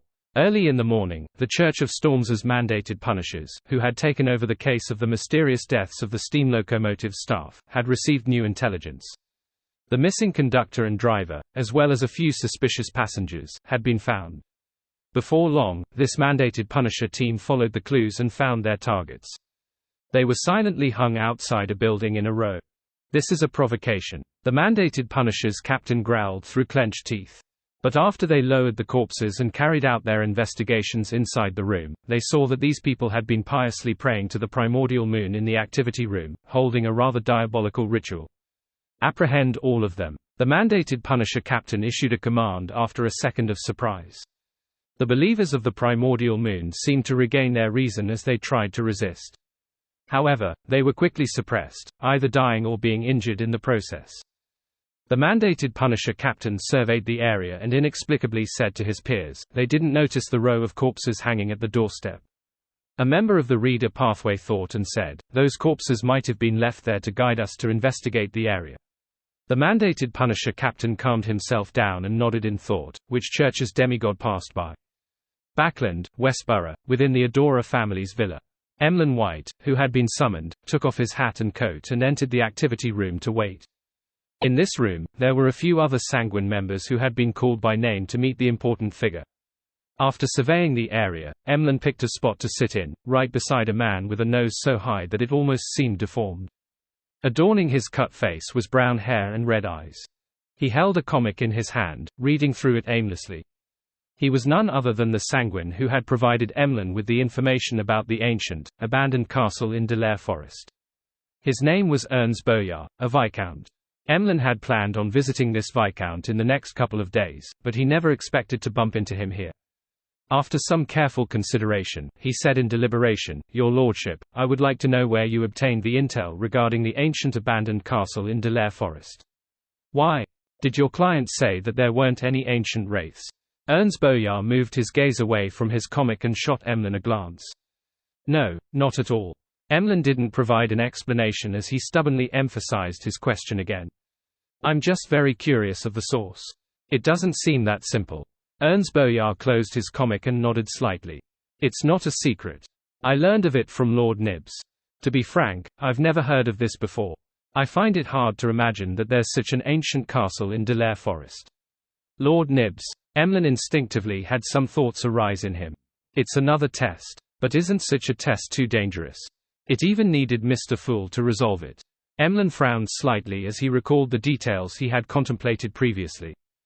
He probed, "Your lordship, then why didn't you explore that ancient castle? I remember you being an archaeologist. And during this process, you'll be able to obtain the corresponding Beyonder ingredients of an ancient wraith. Lord Nibs told me that it's very dangerous. One shouldn't approach it unless they're at the level of Earl." Emlyn's mouth gaped as his expression fell into a daze. He then held back his anger and asked with a suppressed voice, "Then why didn't you warn me?" Ernst laughed. "Isn't it obvious? How can a location with Beyonder creatures present, one that's known by us sanguine, still exist if not for special reasons?" Emlyn fell into a daze as Ernst added, "Normal reasoning should be like this. Ancient wraiths might exist in some place in Delair Forest. People have encountered it before, but they were unable to find their origins. This means that finding those ancient wraiths is a very difficult and troublesome affair. The time cost exceeds their value, which allows them to live to this day. I thought you'd have easily discovered the problem with this reasoning.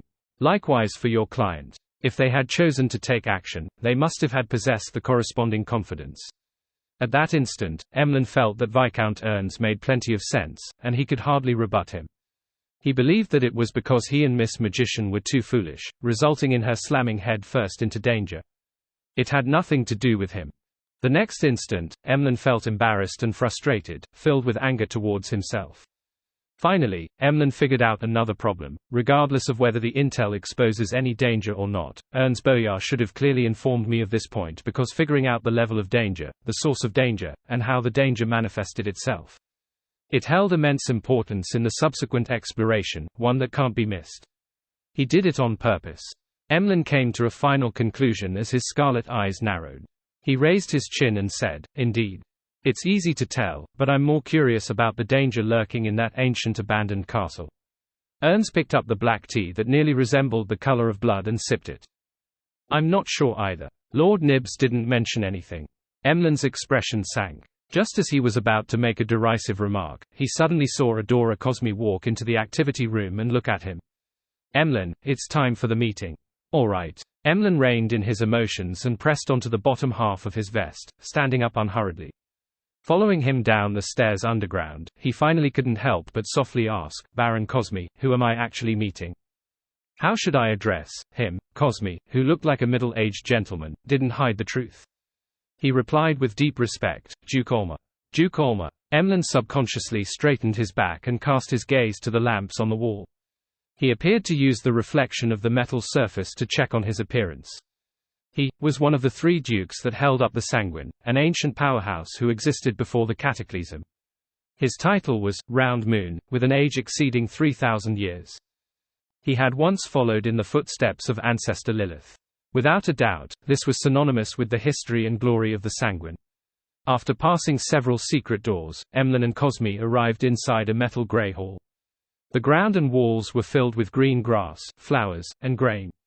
Insects were crawling between the plants, making Emlyn feel as though he had left the city and arrived somewhere rural. He felt life thriving all around him. Such a scene didn't seem too odd, but on careful inspection, there were many strange points. The grass had mouth-like crevices with fibers flying out of them to capture the insects. The flowers used their leaves as hands to harvest pollen for themselves. The grains were heavy, occasionally emitting wailing from inside. There was a myriad spectrum of extraordinary insects. Some had snakes for heads, others birds. These things grew lusher the closer it was to the middle of the hall.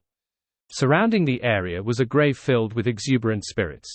Cosme faced the grave and reverently bowed. "Your Grace, Emlyn White is here." "Good afternoon, Your Grace."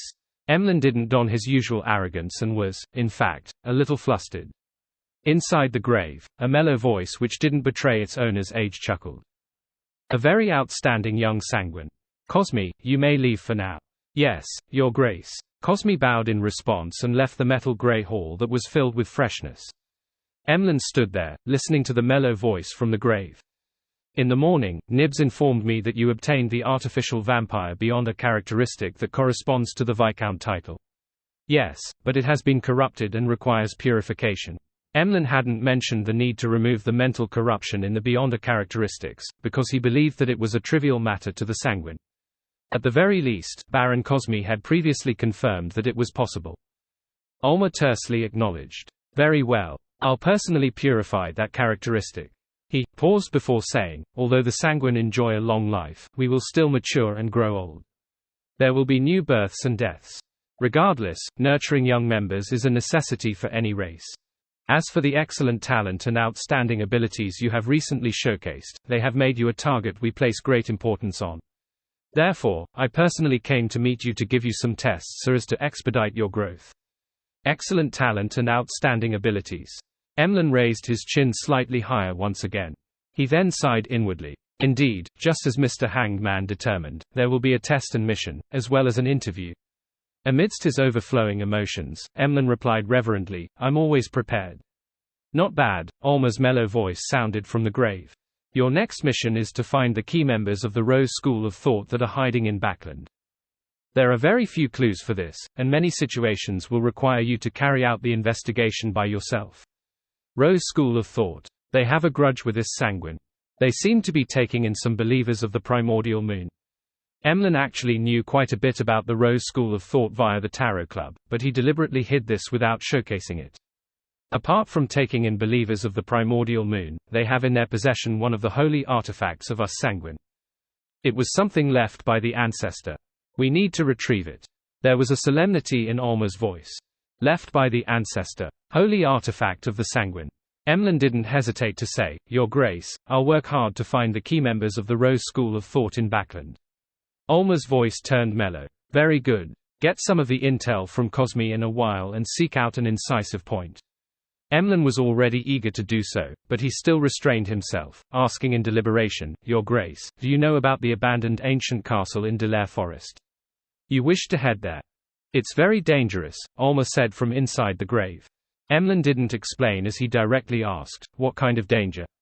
Alma chuckled. That ancient castle might be older than me, even older than Delaire Forest. I do not know who built it. I only know that there's something sealed underground, and it hides an immense secret. Any creature that approaches it will be in danger of being corrupted by the force within. We once imagined that it has something to do with the abyss, but a devil suffered corruption after being thrown into the ancient castle as well, turning crazy and chaotic from his cold and cruel demeanor. Then why didn't you attempt to open the seal to figure out the situation? Emlyn mumbled inwardly but didn't say a word. Alma didn't speak further as he ended the conversation and dismissed Emlyn. In the evening, Backland was covered with dark clouds as a drizzle began falling. Emlyn White wore a hat and walked under a sheltered veranda, his scarlet eyes locked onto Viscount Ernst Boyar, who was browsing some antique stores. He was upset that Ernst had given him incomplete intelligence, so he had subconsciously tailed him after leaving the Adora villa. But after a while, he felt lost. He hadn't figured out how to deal with Ernst or how severe a lesson he should teach him. After blankly following Ernst Boyar for a distance, Emlyn White gradually abandoned his thoughts. He glanced at the area beyond the veranda as the downpour grew in intensity. He couldn't help but think, how should I punish Ernst? Although he had done so because he likely followed orders or a cue, it's still despicable. As for Lord Nibs, I presently do not have the ability. But wait, once I become a marquis or a duke, I'll definitely make him pay the price. Miss Magician has already completed her exploration of the ancient abandoned castle. I'm not sure if Lord Nibs had sent Sanguine to monitor the area. From her tone, description, and the feedback given by Mr. Fool, there was probably no monitors. Could it be that Lord Nibs didn't send any Sanguine to the vicinity of the ancient castle? But what's the point of such a test? Or could it be that they missed it because of some problems? Amidst his thoughts, Emlyn White felt that he needed to get someone to discuss the matter of punishing Ernst Boyar. He was severely lacking in such experience. Subconsciously, the first candidate of choice that came to him was the Hanged Man. This senior member of the Tarot Club was shown to be extremely experienced in various matters. He was extraordinarily reliable and had never left the other members disappointed. After hesitating for a few seconds, Emlyn struck down this choice. This was because this matter involved the Sanguine's internal test. To consult the Tarot Club members before he obtained an answer damaged his pride and overall image of the Sanguine. By the same reason, he eliminated the world as a choice. Of course, he believed he could guess the suggestion that the world would give: kill him. There's no need to go that far. Emlyn mumbled inwardly. As he aimlessly tailed Ernst Boyar, he began expanding the candidates to the real world. Then, he realized he didn't have anyone to choose from. He almost had 0 friends. Eliminating his parents, who were sanguine as well, he only had 2 or 3 people in mind. They were the Harvest Church's Father Utreski and Detective Sherlock Moriarty, who had a mysterious background and a myriad of means at his disposal. Sherlock hasn't returned after leaving Backland. Sigh, I can only seek out Father Utreski tomorrow. But I can't be that direct. Emlyn quickly made up his mind. He walked past Ernst Boyer, who entered a watch shop, and headed for the end of the veranda where there were several rental carriages. Getting in the carriage, he felt the wheels turning. He casually glanced out the window and saw more raindrops striking the glass, drawing out trails that streaked down. In his blurred vision, carriages drove past. Audrey retracted her gaze from the rainy scene outside the carriage and glanced at her lady's maid, Annie, before communicating with Susie silently. The look in her eyes, her expression, and her not obvious body language said, "We're almost home." "I'm a little nervous." On the ground, Susie shook her tail, raised her paw, and adjusted the gold-rimmed glasses hanging by her neck. Together with the changes in the colors of her ether body and body of heart and mind, she expressed herself, "Don't worry. That Ma'am Escalante, who's a psychiatrist on the surface, is only a telepathist. She won't be able to see through your lies." Audrey nodded gently and watched her carriage enter the Hall family's luxurious villa and stop in front of the sheltered foyer. Ever since joining the Loan Charity Bursary Foundation, she had begun spending less time at home. She had originally planned on meeting Ma'am Escalante from the Psychology Alchemists at 22 Phelps Street in Northborough, but since Mr. Dwayne Dantes had left for the southern continent and wasn't in the foundation, there was no need for that. In the study she called her own, Audrey met Ma'am Escalante Aceleca, who had black hair reaching her waist and a baby face. "I must apologize. I'd been busy meeting up with friends after returning to Backland. My subsequent joining of the Loan Charity Bursary Foundation has delayed my meeting with you until today." After leaving Susie outside, Audrey elegantly bowed to express her attitude. In fact, this has been deliberate. By dragging out their meeting for about a month, her digestion of the psychiatrist potion and advancement to hypnotist became rather reasonable. It was the progress one would expect from a genius and nothing else. Escalante returned the greeting without much thought. "I heard that you have been busy with children who desire knowledge. Your virtues are more dazzling than diamonds." As Audrey gestured for her to sit, she walked to a single-seater and tersely acknowledged, "Those children are in situations I've never seen before. There's often a voice inside me that's urging me to do something. Ma'am Escalante, if you're free, you can join me and the staff of the Loan Charity Bursary Foundation to go visit the different schools. There, you will get to see what most children in the world are experiencing." Having said that, she chuckled as though being self-deprecatory. "I apologize. I've recently been accustomed to kickstart such topics. It's because I wish for more nobles and the wealthy to involve themselves in such charities. I hope they can donate more to help even more children." After hearing Audrey, Escalante replied somewhat uncomfortably, "I will do so. I'll also donate some money to the Loan Charity Bursary Foundation." "No, I'm not forcing you to donate. This has to be an action that comes from the heart, and something voluntary. I only wish for you to take a look and then inform the people around you of these children's plight and the possible futures. This includes the members of the Psychology Alchemists." Audrey shook her head, rejecting Escalante's suggestion. "All right." Escalante first nodded gently in agreement before feeling that there was something ridiculous in this matter. Miss Audrey's true motives were to solicit donations from the Psychology Alchemists. But this was a secret, extraordinary underground organization. This was no different from soliciting donations from the Aurora Order. Audrey didn't continue discussing matters related to the Loan Charity Bursary Foundation. Instead, she said, "Ma'am Escalante, I have something I'd like to inform you of."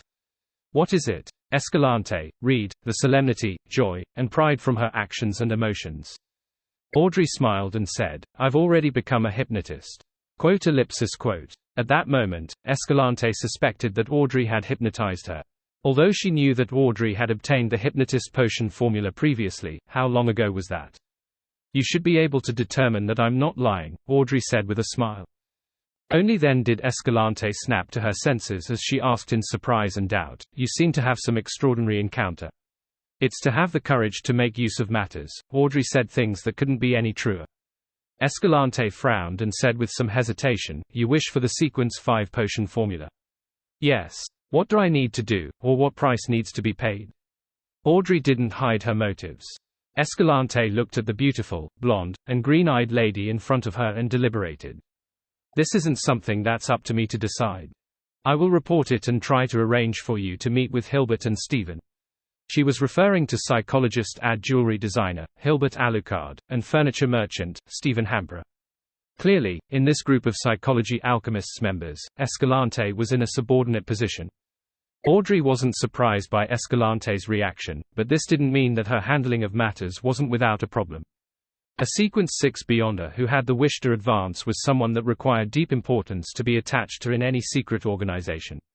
This was even the case with the Orthodox churches. They were people who were qualified to meet high-ranking members directly.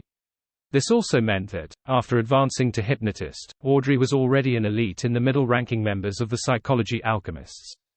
Her next goal was to become a quasi-high-ranking member.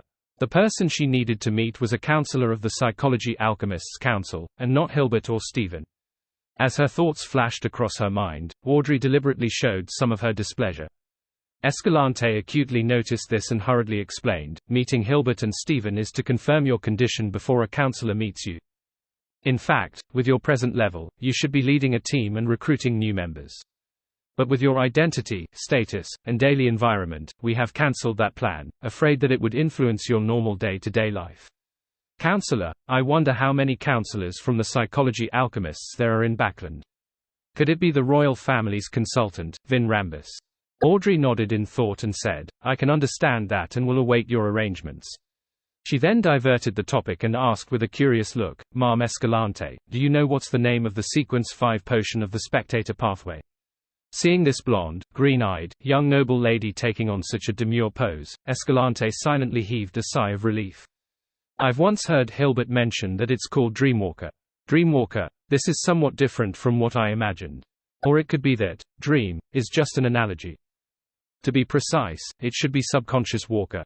Audrey didn't conceal her contemplation and analysis before directing her questions to psychology and various information. After having Escalante stay for dinner, she sent the lady to the door where she got on a carriage. At this moment, it was dark outside with gales roaring and rain pouring. Amidst the pouring rain, howling winds, and the dark night, a steam sailboat hybrid was cruising through the safe sea route in the Berserk Sea with tourists on board. Klein had already left the southern continent and had returned to Deci Bay as Dwayne Dantes. Amidst the shaking ship, he suddenly woke up, got out of bed, and headed to the window of his first-class cabin's living room to look outside. Amidst the downpour, 3 huge strange pure black sailboats were silently cruising over. Hanging on their sides were lanterns with 3 black sails on masts almost 100 meters long. And on its deck stood a mottled stone chair that was 2 to 3 meters high, its back facing the cabin. No one was sitting on it. It was the Black Emperor symbol of the King of the Five Seas, Nast. On the observation deck of the liner, the bugle was sounded. It tore through the obstacles put up by the wind and rain, awakening all the passengers on board. Unable to dress up in time, they could only don a coat or their pajamas, rushing barefoot to the window to observe the situation outside. Half of the passengers quickly saw a gigantic sailboat that didn't adhere to common sense. They saw its 3 pitch-black sails and the blob of pale flickering yellow amidst the dark environment. Together with the howling winds, spattering rain, and the moonless and starless night sky, many passengers felt as though the ship was approaching them from hell, bringing with it an inexplicable sense of horror and dominance. After a brief pause and frenzy, a name surfaced in their minds, Black Emperor. Anyone who had been out at sea for some time, or people who lived in port cities in the various colonies, more or less knew the existence of such a pirate ship. Sigh, may the storm be with you and me. May the goddess watch over us. Holy Lord of Storms. As the passengers subconsciously made prayers, they were filled with horror and helplessness.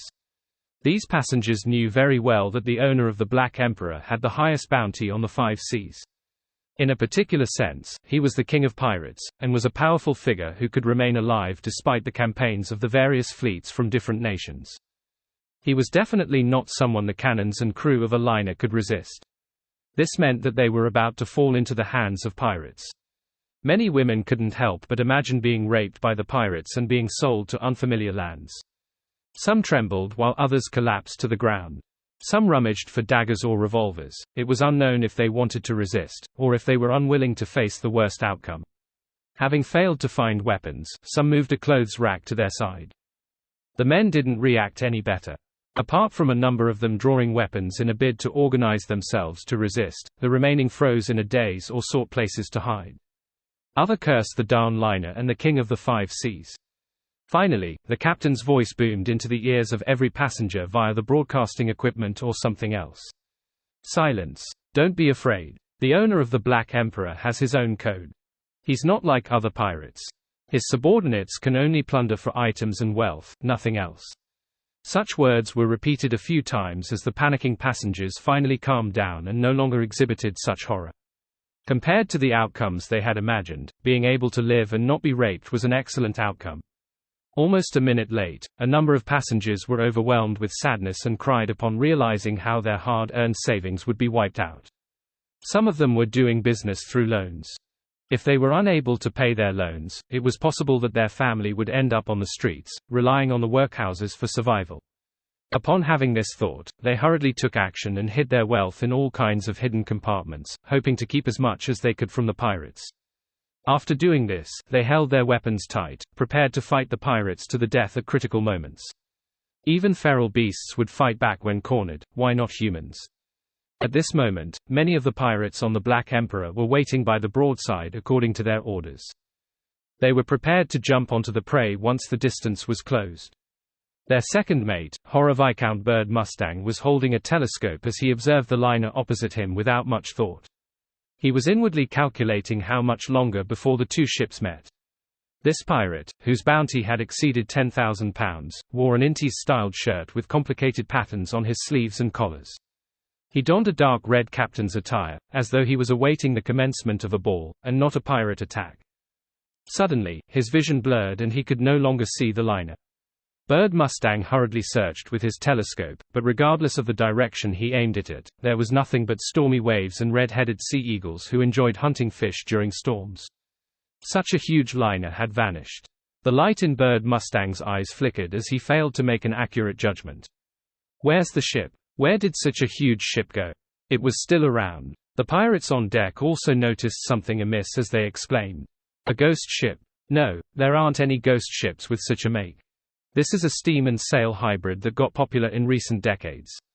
An illusion. Someone had hidden a liner with a large-scale illusion. An illusion at this scale has to have been done by a demigod. Bird Mustang's thoughts raced as he retracted his telescope and headed for the cabin. During this process, the distance he traveled seemed to distort. In about 8 steps, Bird Mustang covered quite a sizable distance and arrived in front of the captain's cabin. He reverently bowed and said, "Earl Nast, something abnormal has happened with the hunt." On the Black Emperor, King of the Five Seas, Nast continued having himself addressed as an earl, as it was a title conferred upon him by Emperor Roselle. Of course, he had publicly announced that it was a matter of time before he established a pirate's kingdom, becoming a duke, king, or even an emperor.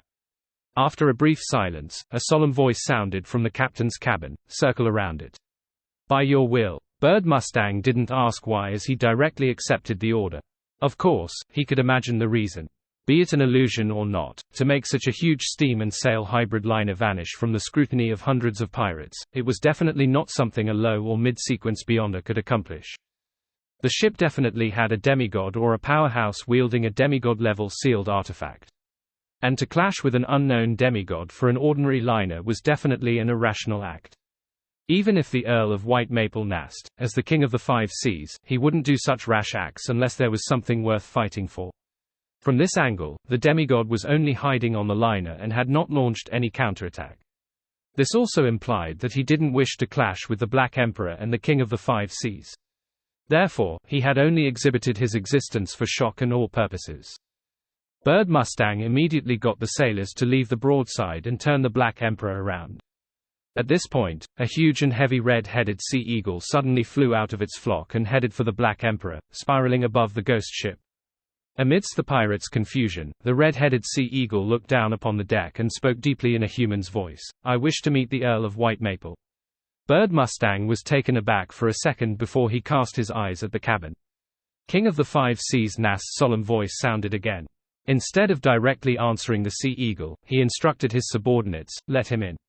Bird Mustang immediately followed the order as the Sea Eagle swooped down in the storm. Its body gradually changed and turned into a humanoid form. When it landed on the deck, it was no longer a red-headed Sea Eagle, but a man with a tall top hat and tuxedo. His face wore a feathered mask. Bird Mustang's eyes dilated slightly as though he was trying to take in the figure clearer. But no matter how much he observed it, he was unable to discover anything abnormal about this exaggerated man. It was as though there wasn't a red-headed Sea Eagle from the very beginning. A few seconds later, Bird Mustang's pupils dilated even more because he saw the figure's side profile when it walked past him. This man, who appeared like he was an invitee at a banquet, was very thin. His side profile was about the width of 2 fingers.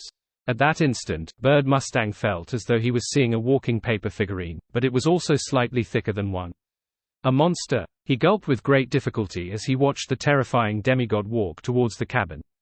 The pirates on deck quickly retreated and leaned against the shipboard as though a nightmare had just walked past them.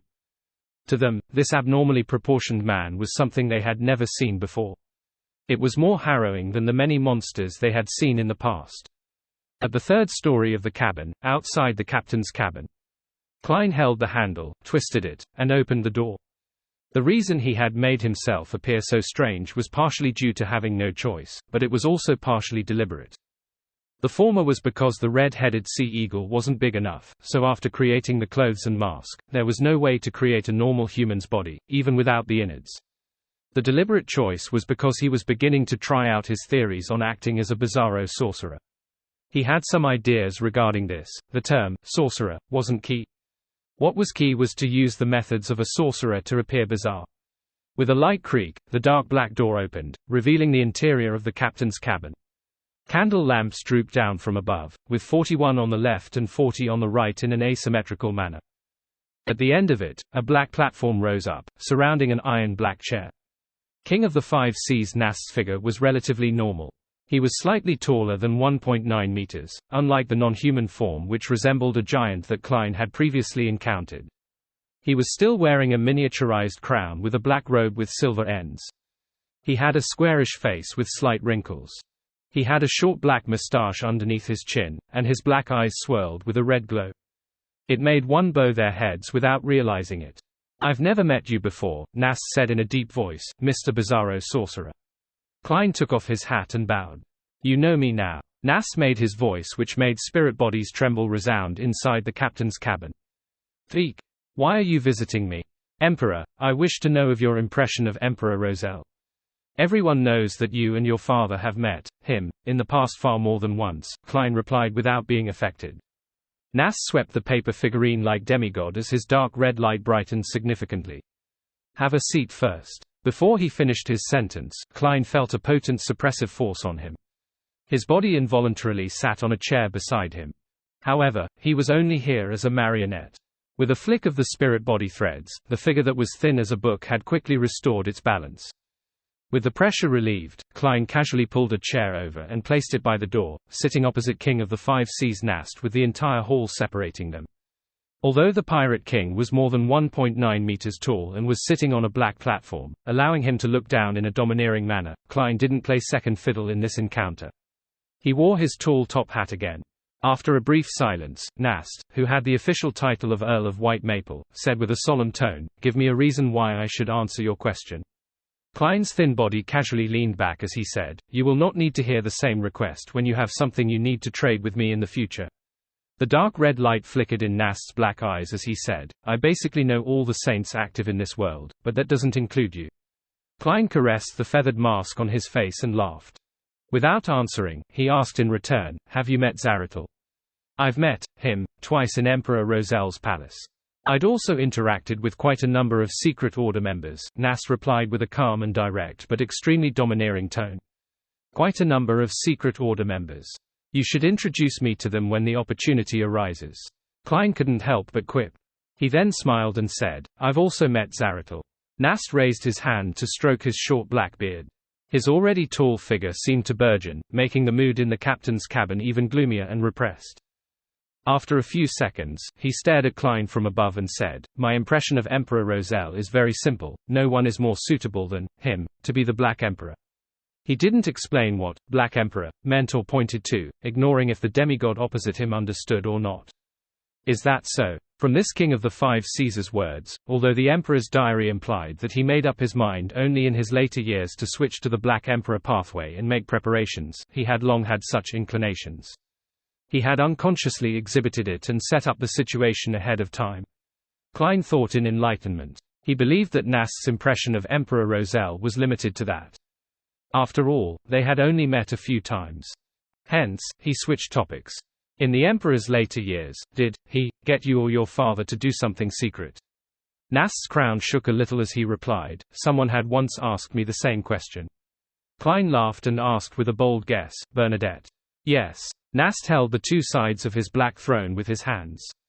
Back then, she was very young and immature to ask such a question. With Emperor Roselle's level in his later years, compared to handing something secret to me and my father, what could be kept more secret than doing it himself? This is implying that I'm as immature as Bernadette back then. Klein sighed and said, "To people who are concerned about this, one wouldn't abandon even the slightest sliver of hope." This was also why he wished to meet the King of the Five Seas after concealing the liner. He was now trying to find clues to the door of light above the grey fog in the real world. Apart from confirming who the third transmigrator was, he had to delve deep into Emperor Roselle's matters. This was a necessary decision. The dark red glow in Nast's eyes contracted and expanded. "What's your relationship with Emperor Roselle?" Klein thought and said with a sigh, "We can be considered old friends." After all, they had been above that mysterious door of light, and the cocoons they were in were neighbors with only a thin obstacle in between them. They had been hanging there for centuries or even millennia.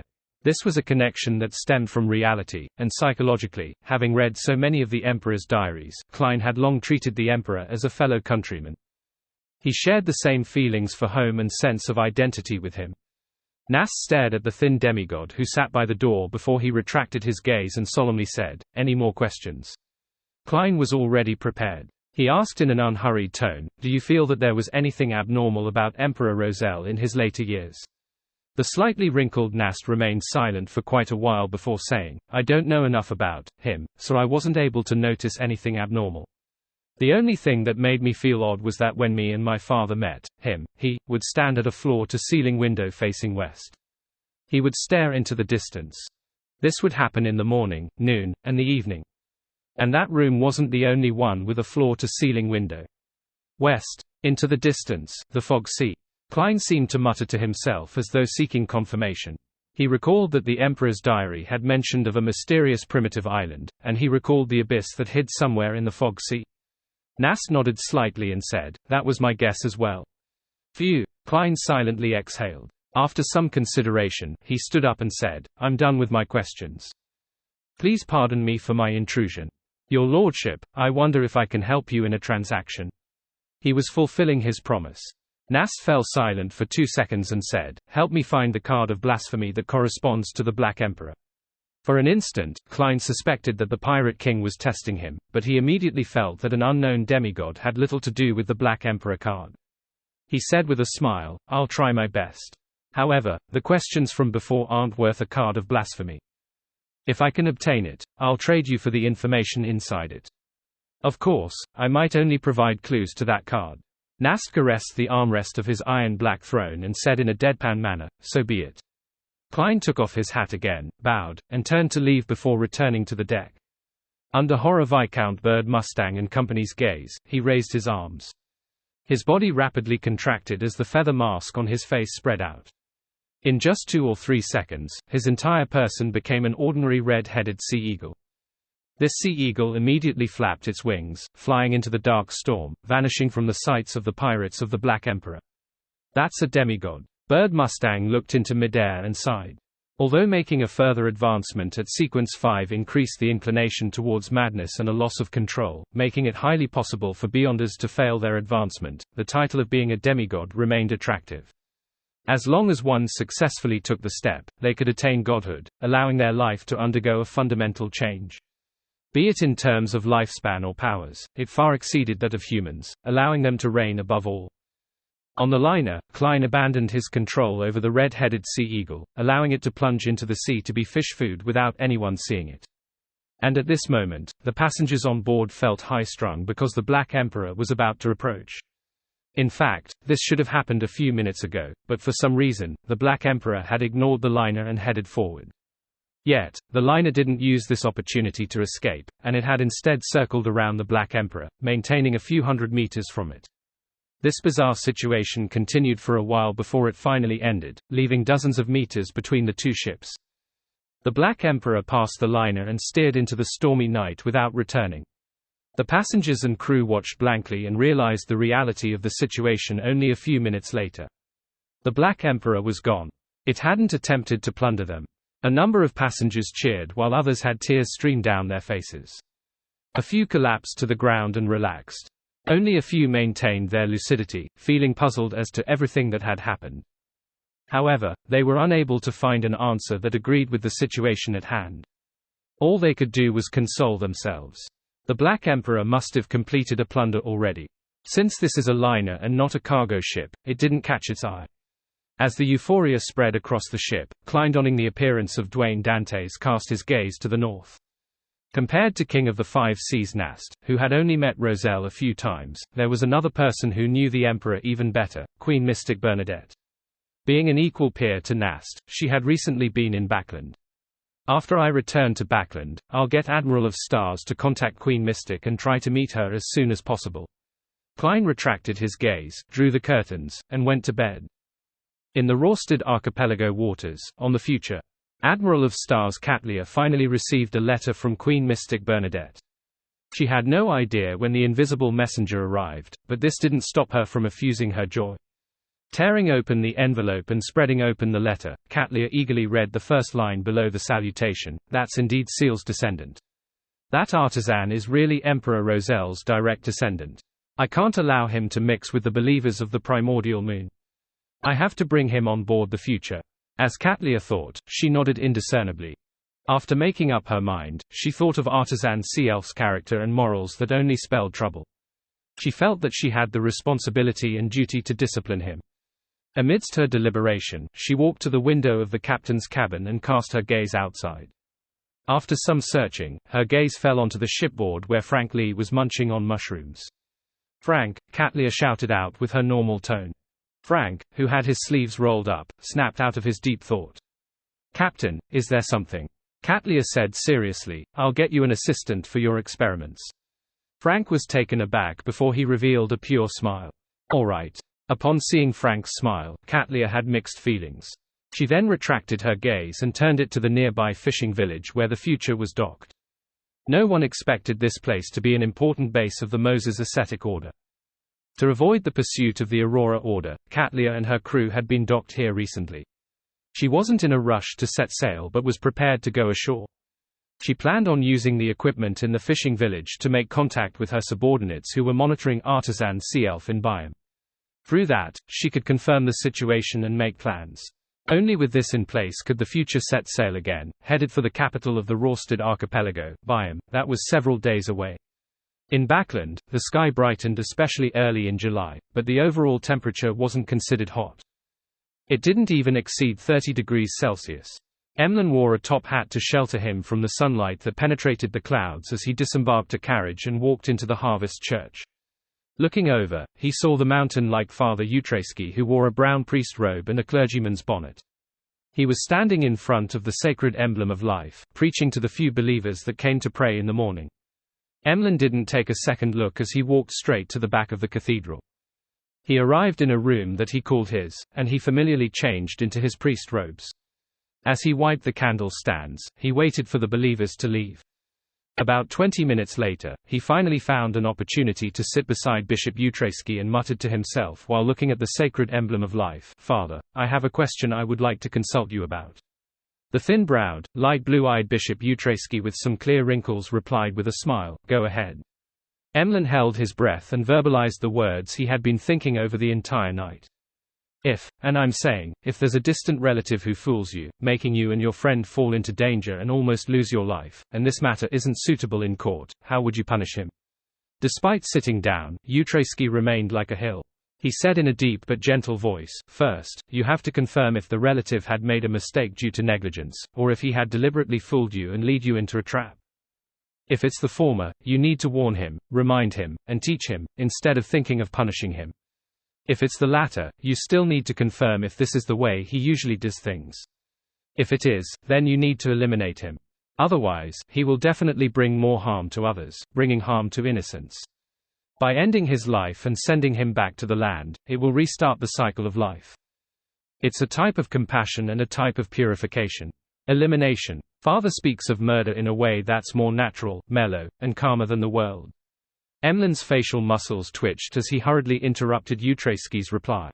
"No, he usually doesn't act this way. It's just that due to various reasons, he had targeted me this once. I don't wish to kill him because of this." Just as he said that, Emlyn froze.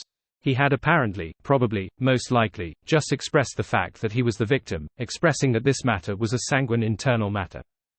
Utreski turned to look at him and revealed a smile. "Not bad. You already understand how precious life is." Emlyn forced a smile. "Then, how should he be punished?" Utreski looked at the sacred emblem of life in front of him. "I do not advocate appealing to violence. You can bring him here and have him listen to my preaching and reading the Bible. He will understand the value of life and experience the compassion of Earth Mother. He will serve to redeem his sins. Isn't this what I experienced?" Emlyn was taken aback before realizing that this method was in line with his intentions. This neither caused Ernst Boyar's death, nor was it comparable to simply beating him up and demanding compensation. More importantly, this wouldn't escalate to a conflict that would cause strife among the sanguine. Of course, every method had its flaws. To Emlyn, the biggest problem was, how was he to bring Ernst Boyar to the Harvest Church? From the moment he began doing volunteer work here, all the sanguine in Backland knew to avoid this region. Ernst Boyar was no exception. It was impossible to trick him into coming in. And if he resorted to violence, Emlyn believed that, with the ring bestowed to him by Ancestor Lilith, as well as Miss Magician's powerful spellbook that could be rented, defeating Ernst Boyar wasn't a difficult endeavor. However, to control him wasn't simple. After all, he was a sanguine viscount, equivalent to that of a Sequence 5 Beyonder. In addition, although Ernst Boyar wasn't too old, he had quite a collection. Under such circumstances, the extent of which to directly taking action was hard to gauge. It could easily lead to death, and Emlyn would be blamed for perhaps I need some help. In Backland, there are many members of the Tarot Club. If we work together, we should be able to easily control Ernst. I can't expose my identity because of this. The cooperation should be done in stages, so that we don't have to meet. Amidst his thoughts, Emlyn had made his decision. He planned on assigning a mission during the tarot gathering next week in search for help. He nodded gently in response to Father Utreski's suggestion. "It sounds pretty good. I plan on making a decision a few days later after calming down." Father Utreski nodded and smiled. "Fruits are obtained from planting them. It's a long process that requires patience. From the looks of it, you have understood this point. Of course, it's such a simple principle." Emlyn raised his chin slightly as he habitually clasped his hands and prayed to the sacred emblem of life. 22 Phelps Street, Loan Charity Bursary Foundation. Audrey placed a document in hand on the table and looked up at the wall clock in the director's office. She could hardly relax. She had already made an appointment with Escalante to head over to Stephen Hamper's residence in the afternoon. Clearly, this meant a test. If the Psychology Alchemists' team was careful enough, they would have already reported the news, and there might be a counselor secretly observing everything. Based on her current level and abilities, although Audrey was unable to determine how terrifying a high-sequence spectator was, she could imagine the kinds of performance they had in certain domains. This made her uncontrollably nervous, afraid that she would be seen through. In fact, I should have delayed it a little more. Although the time and the emotions I showed are in line with logic in psychology, delaying a meeting would definitely incur suspicion. But compared to a little bit of suspicion, it's more important to wait for Mr. World to return from the southern continent. That way, I can directly arrange for them to meet at the Foundation. I don't have to worry about a high-sequence spectator discovering anything. Sigh, Audrey, your plans weren't well thought enough. Audrey sighed silently and cast placate on herself to calm her emotions. After the afternoon, she wasn't in a rush to leave the Loan Charity Bursary Foundation. Sitting inside her office, she bowed her head, clasped her hands together, and softly prayed to Mr. Fool. After completing this, she got onto her carriage with Annie and Susie, heading for the residence of the furniture merchant, Stephen Hamper. Just as the carriage began moving, Audrey suddenly saw a gorgeous beam of light appear. Amidst the beam of light, a 12-winged angel bathed with golden light descended. The wings, which were made of flames, had wrapped her in layers before they dissipated layer after layer. Audrey's vision quickly recovered as she swept her gaze past Annie and Susie through the corner of her eye in an unnoticeable manner. She realized that they hadn't noticed anything that had happened. It's a little different from the previous angel. With Mr. Fool's greater reawakening, his angels have also recovered further. As the corners of her lips quivered, Audrey wiped the smile from her face, her inner heart becoming abnormally firm. In less than half an hour, her carriage had stopped by Stephen Hamper's door. After passing her hand to Annie, Audrey was helped down the carriage, and she walked straight to the door. She watched as her attendant pulled the doorbell. Before long, Escalante came to open the door. Like before, she directly brought Audrey to the activity room on the first floor. Annie and Susie were brought to the living room by the servants. Upon arriving at the activity room, Escalante reached out to hold the doorknob as she gestured for Audrey to enter. This, Audrey had a guess, but she didn't show it. She slowly walked through the door which Escalante had opened. Escalante didn't enter as she closed the activity room's door. Audrey looked ahead and saw that on a single-seater facing the activity room's door, there was an elder sitting there quietly. The elder wore a shirt, vest, and a jacket, matched with blue-gray trousers with lines adorning it, as well as a dark red bow tie. His hair was completely white but remained thick and lush. He had a warm and elegant bearing. He had a pair of blue eyes that seemed to hide wisdom and knowledge. Apart from the wrinkles on his forehead, he didn't have any wrinkles elsewhere. Audrey knew him. He was the royal family's consultant Vin Rambus. Of course, Audrey had long known of this old gentleman's secret identity from the Tarot Club, a counselor of the psychology alchemists. She didn't disguise her surprise, because she truly was surprised. Although she had guessed at the possibility of Vin Rambus's appearance, she never expected him to appear directly. She imagined that he would observe her in secret, allowing Hilbert and Stephen to speak on his behalf. "You're very surprised?" Vin Rambus asked with a faint smile. He then stood up and bowed. "A pleasure meeting you, Miss Audrey." Audrey deliberately opened her mouth before closing it again. Following that, she replied with a mixed smile, "I'm not sure how I should address you." Vin Rambus chuckled. "Like always." He pointed to the sofa beside them. "Let's have a seat." Audrey took a deep breath, wore a smile, and unhurriedly walked over. Sitting by the sofa, she maintained an adequate distance from him. Vin Rambus picked up the porcelain teacup and took a sip. Looking at Audrey, who sat in a flawless posture, he said genially, "There's no need to act so reserved. This isn't our first meeting. I still recall discussing Berman's philosophy of ethics and Konsoka's pragmatism with you 2 years ago." Audrey smiled faintly and said, "I just find it difficult to put the idea of you and a psychology alchemist's counselor together." Vin Rambus hadn't introduced himself, but it was a reasonable inference based on Audrey's knowledge of the psychology alchemists and the present situation. Vin crossed his right leg and said with a smile, "This isn't something worth paying attention to. Never forget that our Psychology Alchemists is an organization established with the goal of studying the psyche and to build knowledge. We are more about the academic side of things rather than handling matters. Hey, since it's academic, you can always treat a counselor as a university's professor." If she hadn't learned from Mr. World that Vin Rambus was behind Quiron's suicide, Audrey would have been able to conclude that he was a knowledgeable, amiable, humorous, and humble scholar, regardless of the amount of observation that she did. However, since she was wary, Audrey wasn't someone who would so easily believe things that appeared on the surface. As she looked at him and organized her words, she prevented herself from focusing too much on one point. She kept her thoughts lively and scattered to prevent herself from being hypnotized. At this moment, her mind suddenly turned adrift. She seemed to see the 7 pure lights that contained infinite knowledge, and the dense, indescribable figures. She saw them blanketing everything from high above. This was the spirituality sky, the reflection of the spirituality in one's mind. And beneath the spirituality sky was a deep, dark sea. Every drop of water resembled a point of light as though they represented an imprint on each subconscious. Near this sea were several islands. One of them belonged to Audrey. She clearly knew that this was a manifestation of her consciousness. What was exposed above the sea was what she could detect, and the parts covered by the seawater were her deeper consciousness that she was usually unable to grasp or know. Floating above the island, Audrey looked to the bottom.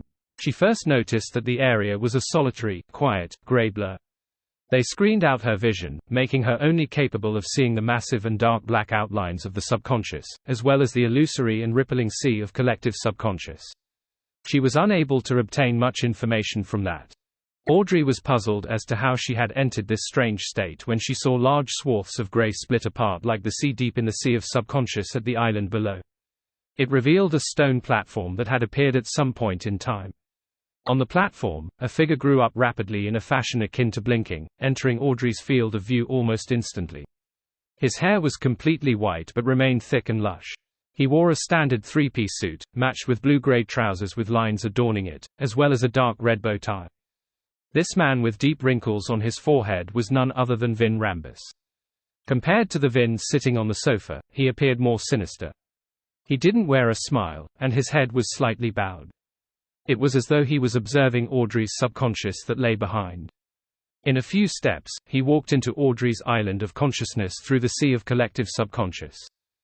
Then, he went from the subconscious to the area exposed above the sea like a silent visitor who didn't knock on the door or receive any permission. After arriving on the island, Vin Rambus raised his head. His facial skin was already covered in grayish-white scales. His irises were gold and vertical, and it didn't show any hint of emotion. Floating in midair, Audrey observed this scene and fully understood the situation she was in. This was the world of the mind, a mind world formed by the spirituality sky, sea of collective subconscious, and the island of consciousness. Due to the blessings from Mr. Fool's angel, Vin Rambus's intrusion of my body of heart and mind and psyche through the sea of collective subconscious sounded alarms. That force has separated my most fundamental part of my self-conscious, allowing me to control everything on the island from the spirituality sky. Thus, I'm able to truly resist true forms of telepathy. How magical, no, how despicable of Vin Rambus. He's not polite at all. He intruded into my house, without gaining any permission or providing any notification. Audrey grumbled in midair. After understanding her current situation, she secretly controlled the changes that were influencing the island while answering the casually seated Vin Rambus in the real world.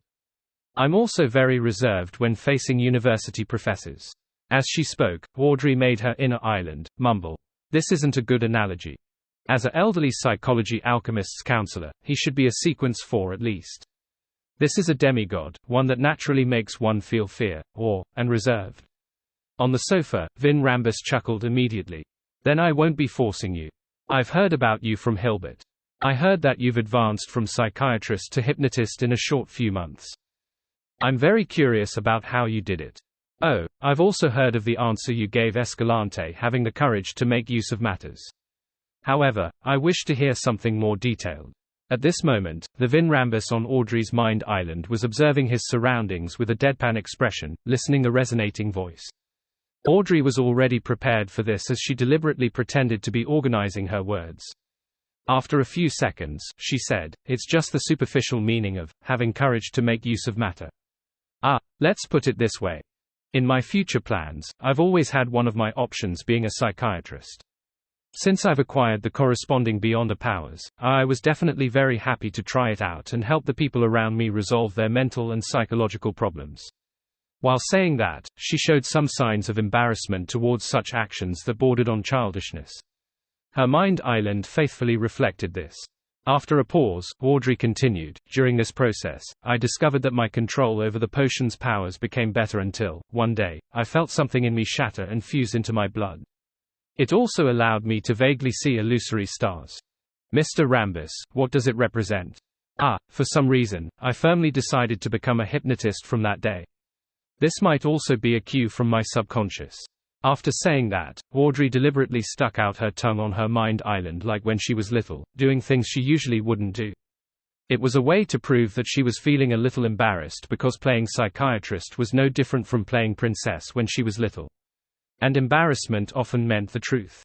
Vin Rambus nodded gently and said, "Very talented. You seem to have figured out the acting method by yourself." Acting method. Audrey wore a surprised and blank look both inside and outside before coming to a realization. Vin Rambus said with a genial smile, "It's exactly as you think it is. By acting based on the potion's name, and concluding the corresponding principles, that will speed up the digestion of the potion. It is an effective method for reducing the negative influences. However, before Sequence 6, we do not teach it because we do not advocate members using this method to accelerate the digestion of their potions. Surprisingly, you have figured it out yourself. Why don't you advocate it?" Audrey asked sincerely out of curiosity. Vin Rambus sighed and said, "This will make the members not be themselves. Some might even be assimilated by the remnants of the potion. To put it simply, the first 3 sequences are for one to slowly grasp their powers and get used to being extraordinary. It allows one's subconscious to be deeper, become clearer, and turn more mature. It aids in resisting the subsequent problems that come from the acting method. Of course, I can only give my opinion on the spectator pathway.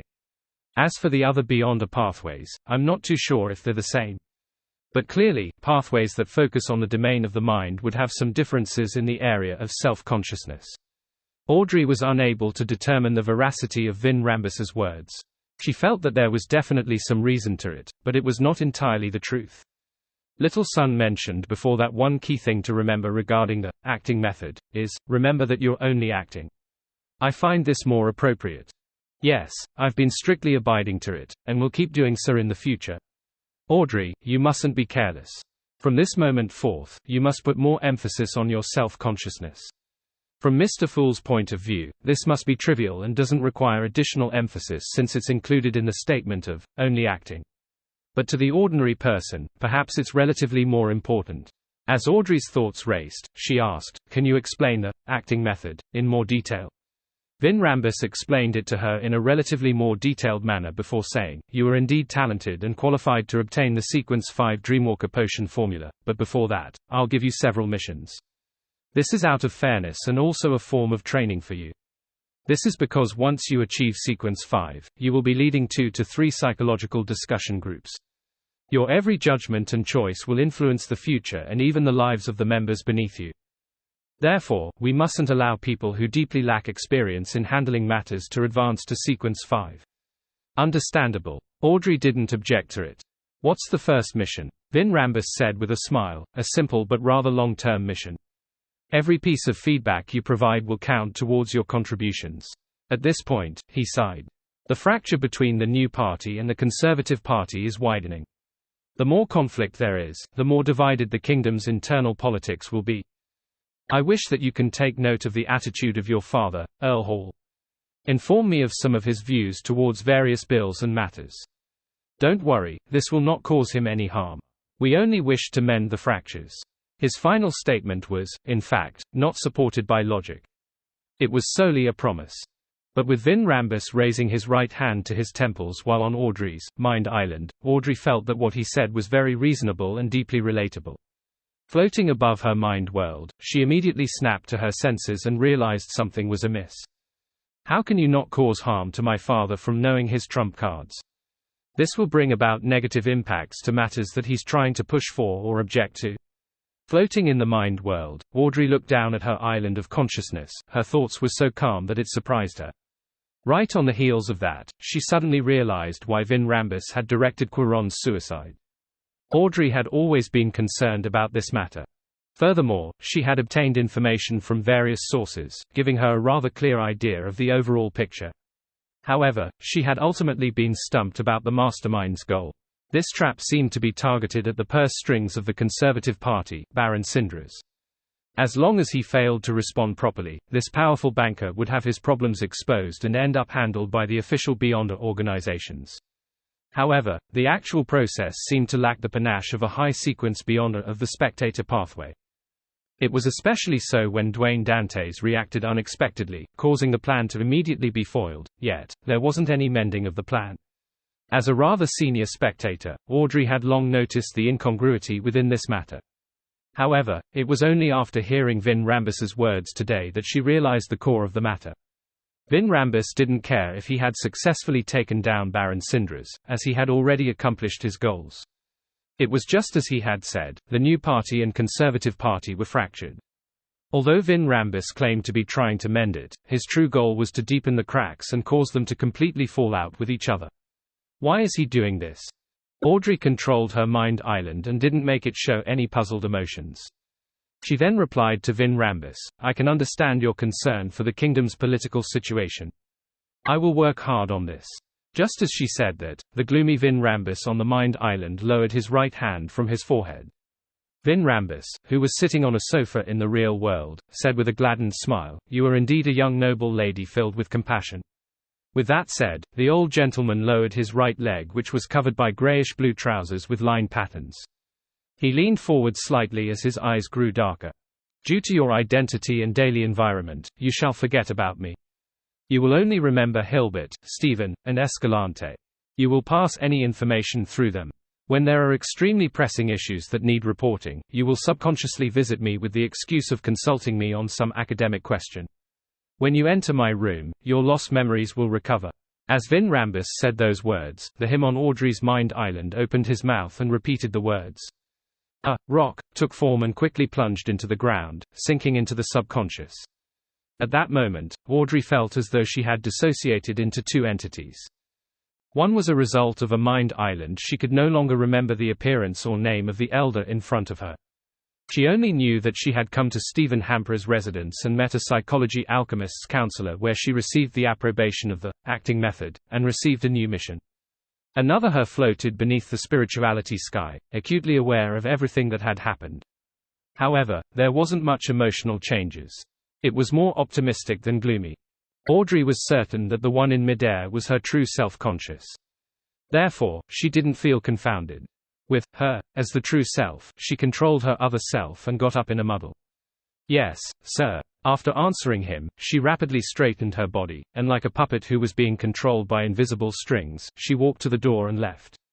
At the instant she closed the door, the her in the mind world sky and the her corresponding to the island of consciousness fused as one.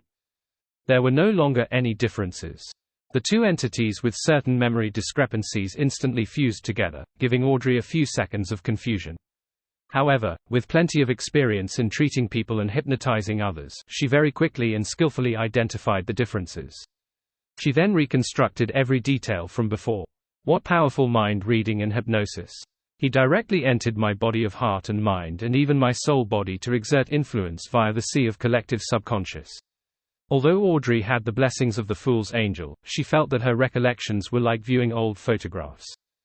They were yellowed and faded, as though they were matters that happened years ago. I'll be able to do the same in the future. The blessings of Mr. Fool's Angel is really impressive. Humph, I'll only inform you of Father's take on unimportant matters.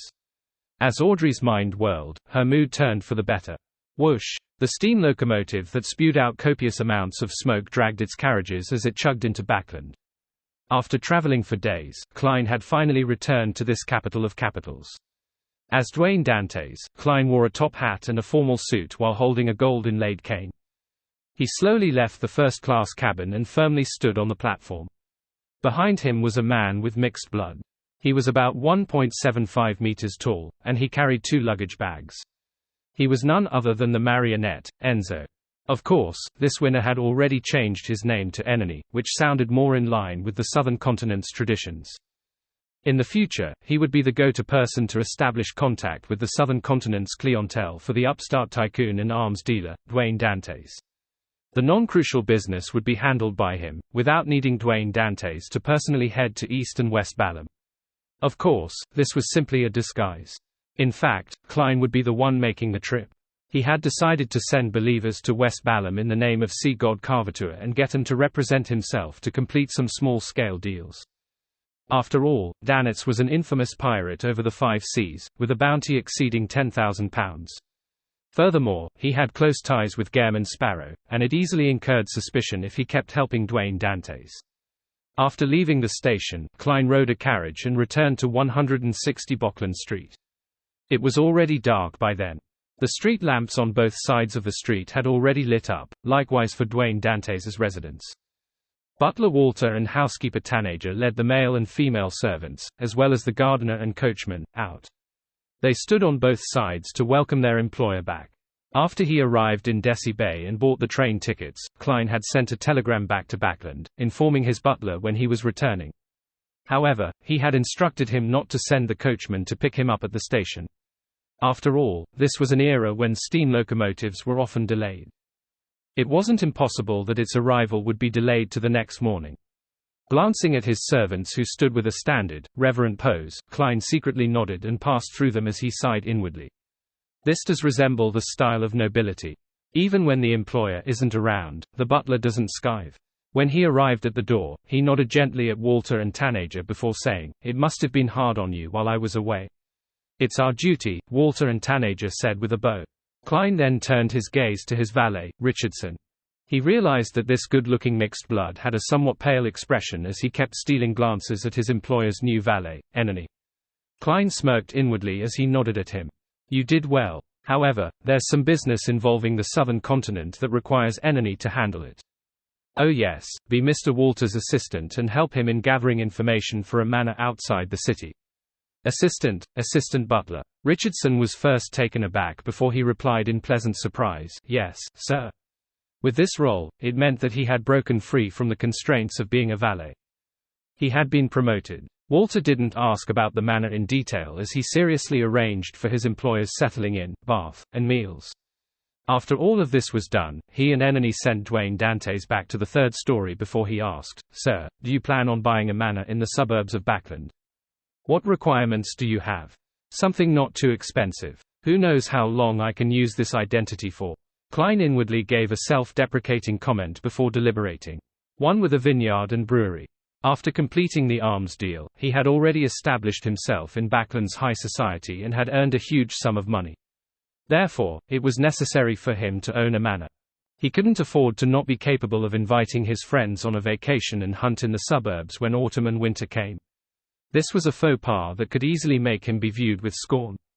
Furthermore, the manors in Backland's suburbs were rather expensive. One could purchase a huge manor with rubber trees in places like Desi Bay for £8,000 to £10,000, but here, all he wanted was a vineyard and grain farm, with facilities like a brewery. "I will gather the information as soon as possible," Walter replied respectfully. He knew his employer was exhausted from his traveling, so after briefly informing him of the recent developments, he left the third story and busied himself on other matters. With the new valet's help, Klein changed his clothes and washed up. During this process, Klein, who had gotten accustomed to his godhood, couldn't help but lampoon. "If it wasn't because a marionette cannot be more than 1,000 meters from me, would I have changed valets? Despite being a tycoon, I still have to serve myself." Sigh. Amidst his sighs, he dismissed Winner Enony to the adjoining room and walked to the window. He looked at the lamp-lit Backland, which resembled stars, as he allowed his thoughts to wander. "Next, my goal is MI9's Deputy Director, Brigadier General Conas Kilgore. As for the Captain of the Royal Guards, Viscount Stratford, I can leave him to the Demoness, Tracy. She has vanished for quite some time. I wonder what he has been busy with. I wonder if she has come up with a way to approach that Viscount. I had previously informed her that I have other matters to tend to and wasn't free via the method she gave me. I'll later have to confirm that I'm free now and can continue our previous cooperation effort." After a while, Klein reined in his thoughts and got into bed. Without the help of cogitation, he fell deep asleep. After an unknown period of time, he suddenly opened his eyes and sensed that someone had entered 160 Bockland Street. Here it comes again. Klein couldn't help but raise his hand to rub his temples. On the first day of returning to Backland, he had been awakened in the middle of the night. Dressed in pajamas, Klein didn't move. In his spiritual perception, the intruder's spirit-body threads appeared. This also meant that if he so wished, he could turn everyone in 160 Bockland Street into his marionette without leaving the bed. Of course, to a demigod of Bizarro sorcerer, the neighbors a few buildings away were within range. There are many spirit bodies around. One of them is helping him fly. He has landed on the opposite balcony. Is it a Beyonder from the Death Pathway, or the Evernite Pathway? To be able to do this, he must at least be a Sequence 6. He's here for Richardson. No, he's walking towards my bedroom. He has paused and has reached out his right hand to knock gently on my door. He's certain that I've detected him. Klein sat up with a slightly heavy expression. He had made the initial judgment via the spirit-body threads, but subsequently, he did it via direct sight, a scene that formed in his mind. After Klein reached Sequence 4, not only was his danger premonition as a clown enhanced, the amount of power he could stir and use from the mysterious space above the grey fog had experienced a qualitative boost. With the two combined, it wasn't difficult for him to use his intuition to have a projection of the intruder's figure and actions, despite the distance. In addition, due to his deepened control over the mysterious space, Klein could converge the augmentation effects the gray fog had on him in the real world. This prevented Beyonders of certain pathways from seeing anything. Based on his judgment, by being above the gray fog, augmenting himself with a card of blasphemy, and using the Sea God scepter, the strength that the fool could direct at the real world was asymptotically closer to that of an angel.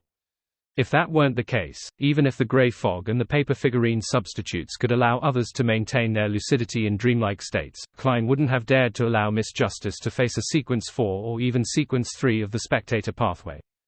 Amidst his thoughts, he left his bed, wore his slippers, and straightened his pajamas. He walked to the reclining chair and leisurely sat down. "Please come in." The door to the master bedroom opened silently, but no cold wind blew in. All it did was spiral in the corridor. The visitor was a man about Dwayne Dantes' age, and of similar height. He had black hair and brown eyes. He had cut facial features, a classic example of a Loanese man. He wore a silk top hat and had a rather thin face.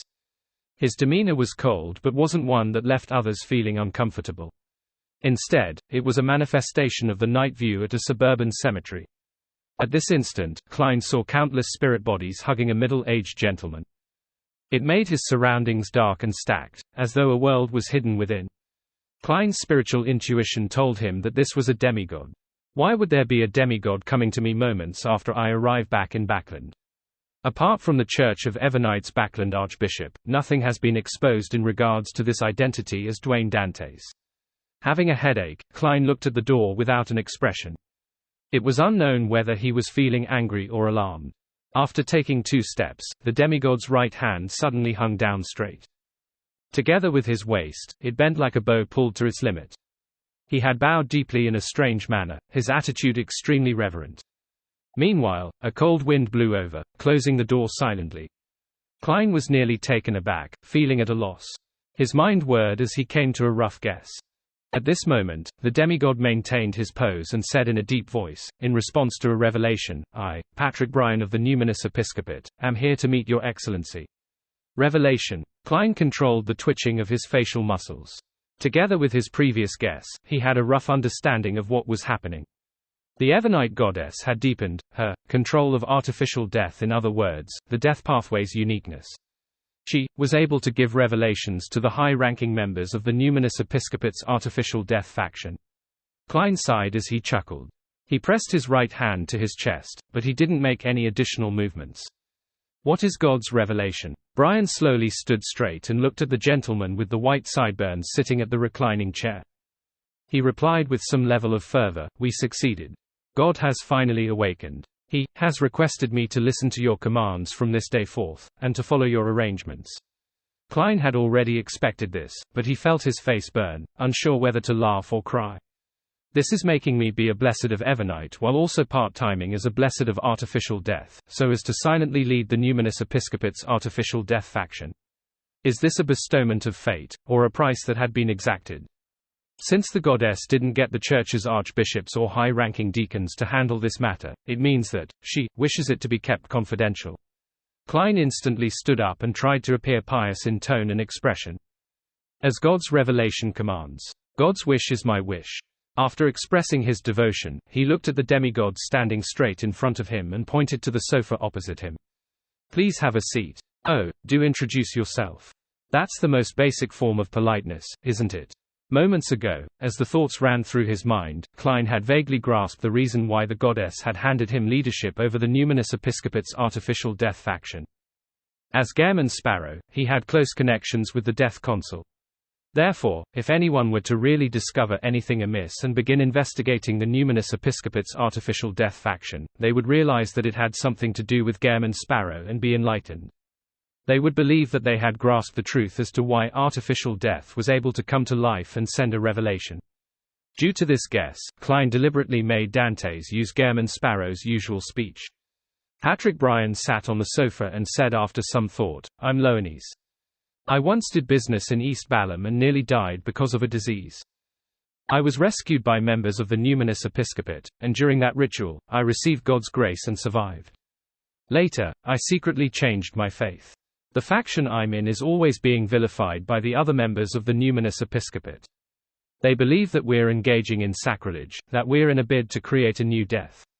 But that's not the case. We firmly believe that God didn't perish at the end of the fourth epoch. He is merely asleep and requires certain things to be done in order to awaken.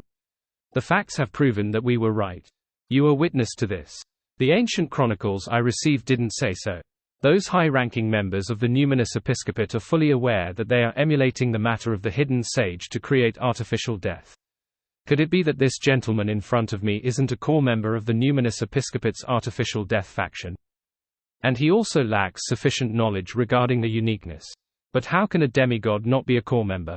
Even if the Numinous Episcopate is a remnant of the Balaam royal family in Death's Church, with copious amounts of knowledge and powerhouses, there's no way they will let a demigod go to waste. Even the 7 Orthodox churches wouldn't do such a thing. Klein was extremely puzzled hearing this as he asked, "What about the other high-ranking members of your faction?" Patrick Bryan said with a reverent look, "When I joined the Numinous Episcopate, God had already awakened a little. This is all the work of the saints of the past. They had sacrificed themselves over the numerous rituals. Currently, we have a total of 3 saints and an angel. They are in East Balaam while I'm in charge of Backland matters. That's not right." Based on the information provided by Leonard, the Numinous Episcopate have their members split into many small teams in Backland. They aren't aware of each other, and they only make contact with a specific person in the southern continent. There's no overall person in charge. Klein's first reaction was that Patrick Bryan was lying, but he immediately dismissed it. This was because it was something easily verifiable for a blessed who had been the focus of a revelation. He thought for a moment before he asked, "What's that angel's name? Where is he? Are there any other revelations?" Patrick Bryan answered frankly, "God made me not inform others, nor make inquiries to others about matters. Our leader's name is Hayter, both a last name and first name.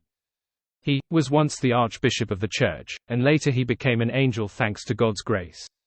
He has always been working hard to awaken the sleeping God, but he was severely corrupted in one of the rituals.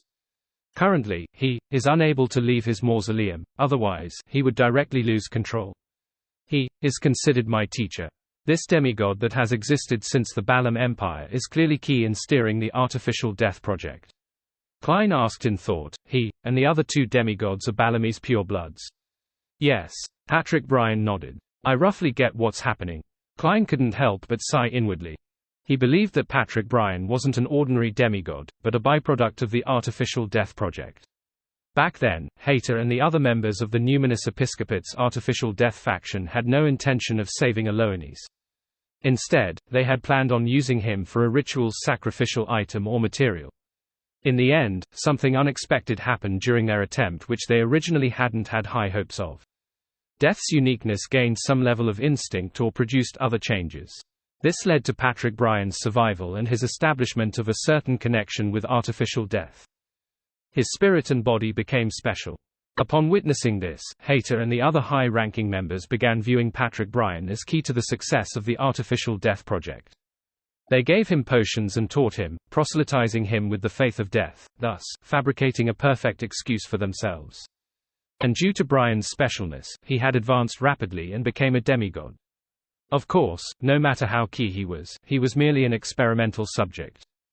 Patrick Bryan had never been treated as one of the members of the Numinous Episcopate's artificial death faction. Later, he was sent to the Lowen Kingdom's Backland to lead 2 or 3 teams.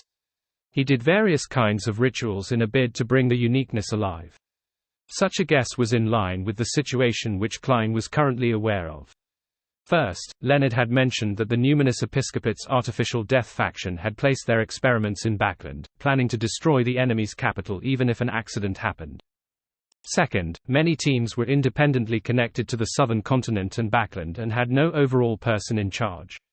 Third, Patrick Bryan's knowledge of artificial death was very different from reality. This also meant that the people in the southern continent didn't care for Bryan's life and death, nor did they tell him the truth. Under such circumstances, there was no other explanation unless he was a byproduct of the artificial death project. From the looks of it, the goddess's control of the uniqueness is still limited. She can only send revelations to one person who is directly connected to artificial death. She is unable to influence Hayter and the other saints. Klein reined in his thoughts and asked, "What's your current sequence?" Patrick Bryan didn't hide the truth. "I'm an Undying." Klein wasn't surprised at Patrick Bryan's answer. He nodded gently and said, "Which incarnation number are you at?" Based on what he knew, Undying died once every 60 years before reviving. They would then lose most of their memories, which needed to be slowly recollected. It was like the beginning of a new life. This was knowledge that came from the potion, so Patrick Bryan easily understood what the blessed meant. He deliberated over his words and said, "I'm not 50 yet. I haven't been an Undying for more than 10 years. Klein then asked, "When did you switch faiths to our Lord?" Here, Lord, referred to the Lord of the Underworld. Bryan recalled for 2 to 3 seconds before he said, "I had just celebrated my 30th birthday back then. Stepping into the world of mystery at 30 and becoming a Beyonder. Becoming a Sequence 4 demigod before 40. This speed either means shocking talent or that he's a blessed." Hey, indeed, his spirit and body had been influenced by the death pathway's uniqueness during that ritual. As Klein listened, he became more certain of his theories from before. Of course, compared to how he had only taken a year to go from an ordinary person to a Sequence 4 demigod, Patrick Bryan's advancement speed was nothing on this point. Klein didn't feel that there was anything to be poignant about, because he was truly a blessed.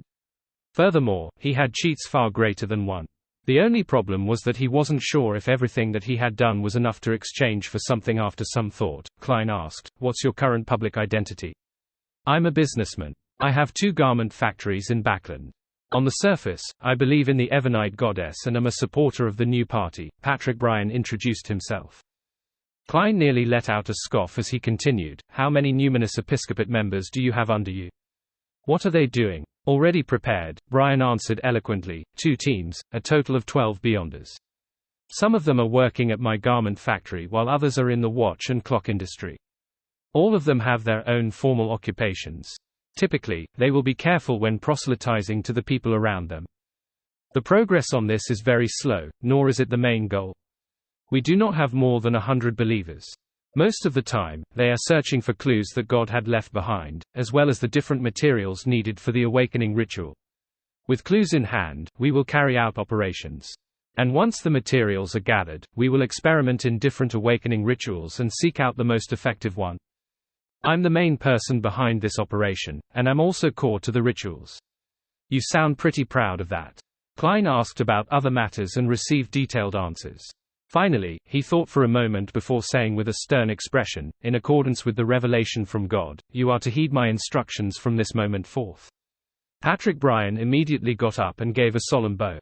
"Yes, Your Excellency." Klein nodded slightly and answered, "First, stop all rituals and stop gathering materials. God has already partially awakened.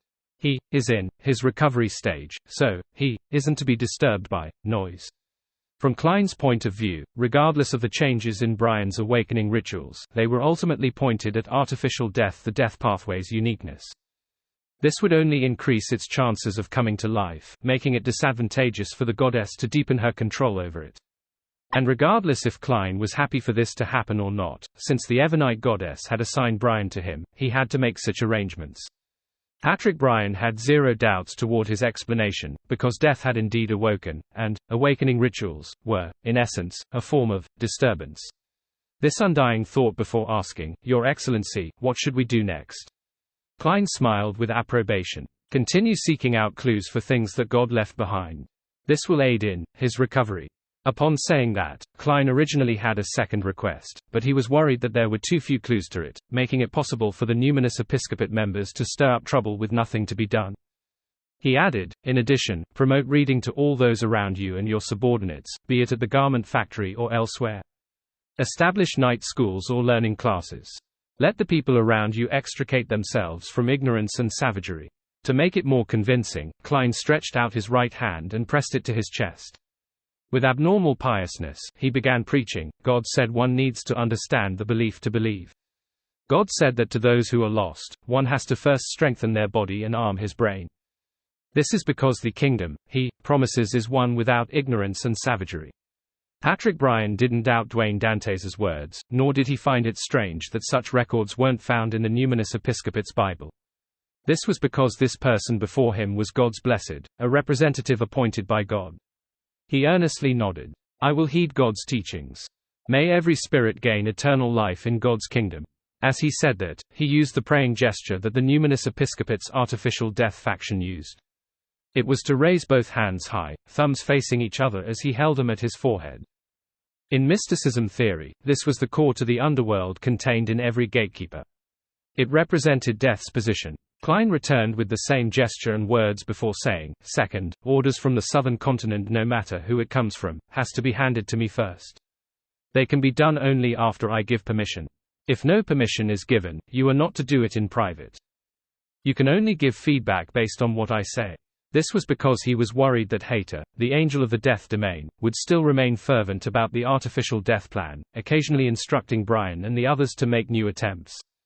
Meanwhile, he also had to ensure that Hator and the other two saints wouldn't notice anything amiss before the goddess gained a deeper control over the death pathway's uniqueness. He needed to prevent them from doing anything excessive. Brian had no objections on this matter. "Yes, Your Excellency." After giving instructions on the two most important matters, Klein wore the same expression, but he inwardly felt relieved. He said after some deliberation, "Third, unless convened by me, do not seek me out. Our usual communications shall be completed via messengers. As you know, there are many existences in the astral world who do not wish to see God return." Patrick Brian nodded heavily. "I understand. My messenger's summoning incantation is, Spirit Wandering Above the World, Absolutely Friendly Creature, Patrick Brian's contract companion. Indeed, it's impossible for a demigod of the death pathway to not have a messenger. Normally, sequence 6 beyonders of this pathway should have one." Klein didn't hesitate as he answered in an unhurried tone, "Remember, my messenger's summoning incantation is, the spirit that wanders about the unfounded, the friendly creature that can be subordinated, the messenger that belongs to Gehrman Sparrow. Oh, be it receiving or sending mail, a gold coin needs to be paid to complete the transaction." Klein deliberately revealed that Gehrman Sparrow and Dwayne Dantes were related, in order to determine Brian's reaction. Gehrman Sparrow. Patrick Brian repeated the name in puzzlement before coming to an enlightened state. He exclaimed in pleasant surprise, "Your Excellency, Death Consul." Thankfully, although he's a byproduct of a ritual and is fervently zealous, he has normal intelligence. He can consciously seek out information and do an analysis. Klein exhaled in relief and replied with a smile, "I'm not him. He is my teacher." Brian nodded in thought, believing that he had fully understood the entire matter. Klein guessed at his thoughts but ignored it. Crossing his right leg, he placed both hands on his knee and asked, "What do you know about the other factions of the Numinous Episcopate?" Patrick Brian sat down again and said, "The Numinous Episcopate's strongest faction is the Royal Family faction. With God's descendants as the core, they have established many organizations. Their leader is currently a descendant with a relatively thin bloodline. Her name is Sia Palenque Eggers. She might be an angel or wields an important relic of God. She calls herself Pale White Empress. Other than her, the Royal Family faction had 5 other Saint Apostles. Some of them are true demigods, while others rely on sealed artifacts. Other than the Royal Family faction and us, the other factions are relatively weaker. The main ones are the Repose faction and the Underworld faction. Only by working together do they have 3 powerful Beyonders who are equivalent to the Saint Apostles." After Brian finished, Klein nodded indiscernibly. "That's it for today. If there's anything in the future, feel free to contact me." "Yes, Your Excellency." Patrick Brian stood up and bowed before leaving the room. The door silently opened as the figure outside slinked into the shadows and disappeared with the cold wind. After everything calmed down, Klein glanced at the door that had closed. He walked to the window, drew the curtains, and looked towards the street. There were a few carriages there at some point in time. Each of them had 2 lanterns hanging in front of them. Their lights were abnormally pale white with a tinge of dark green.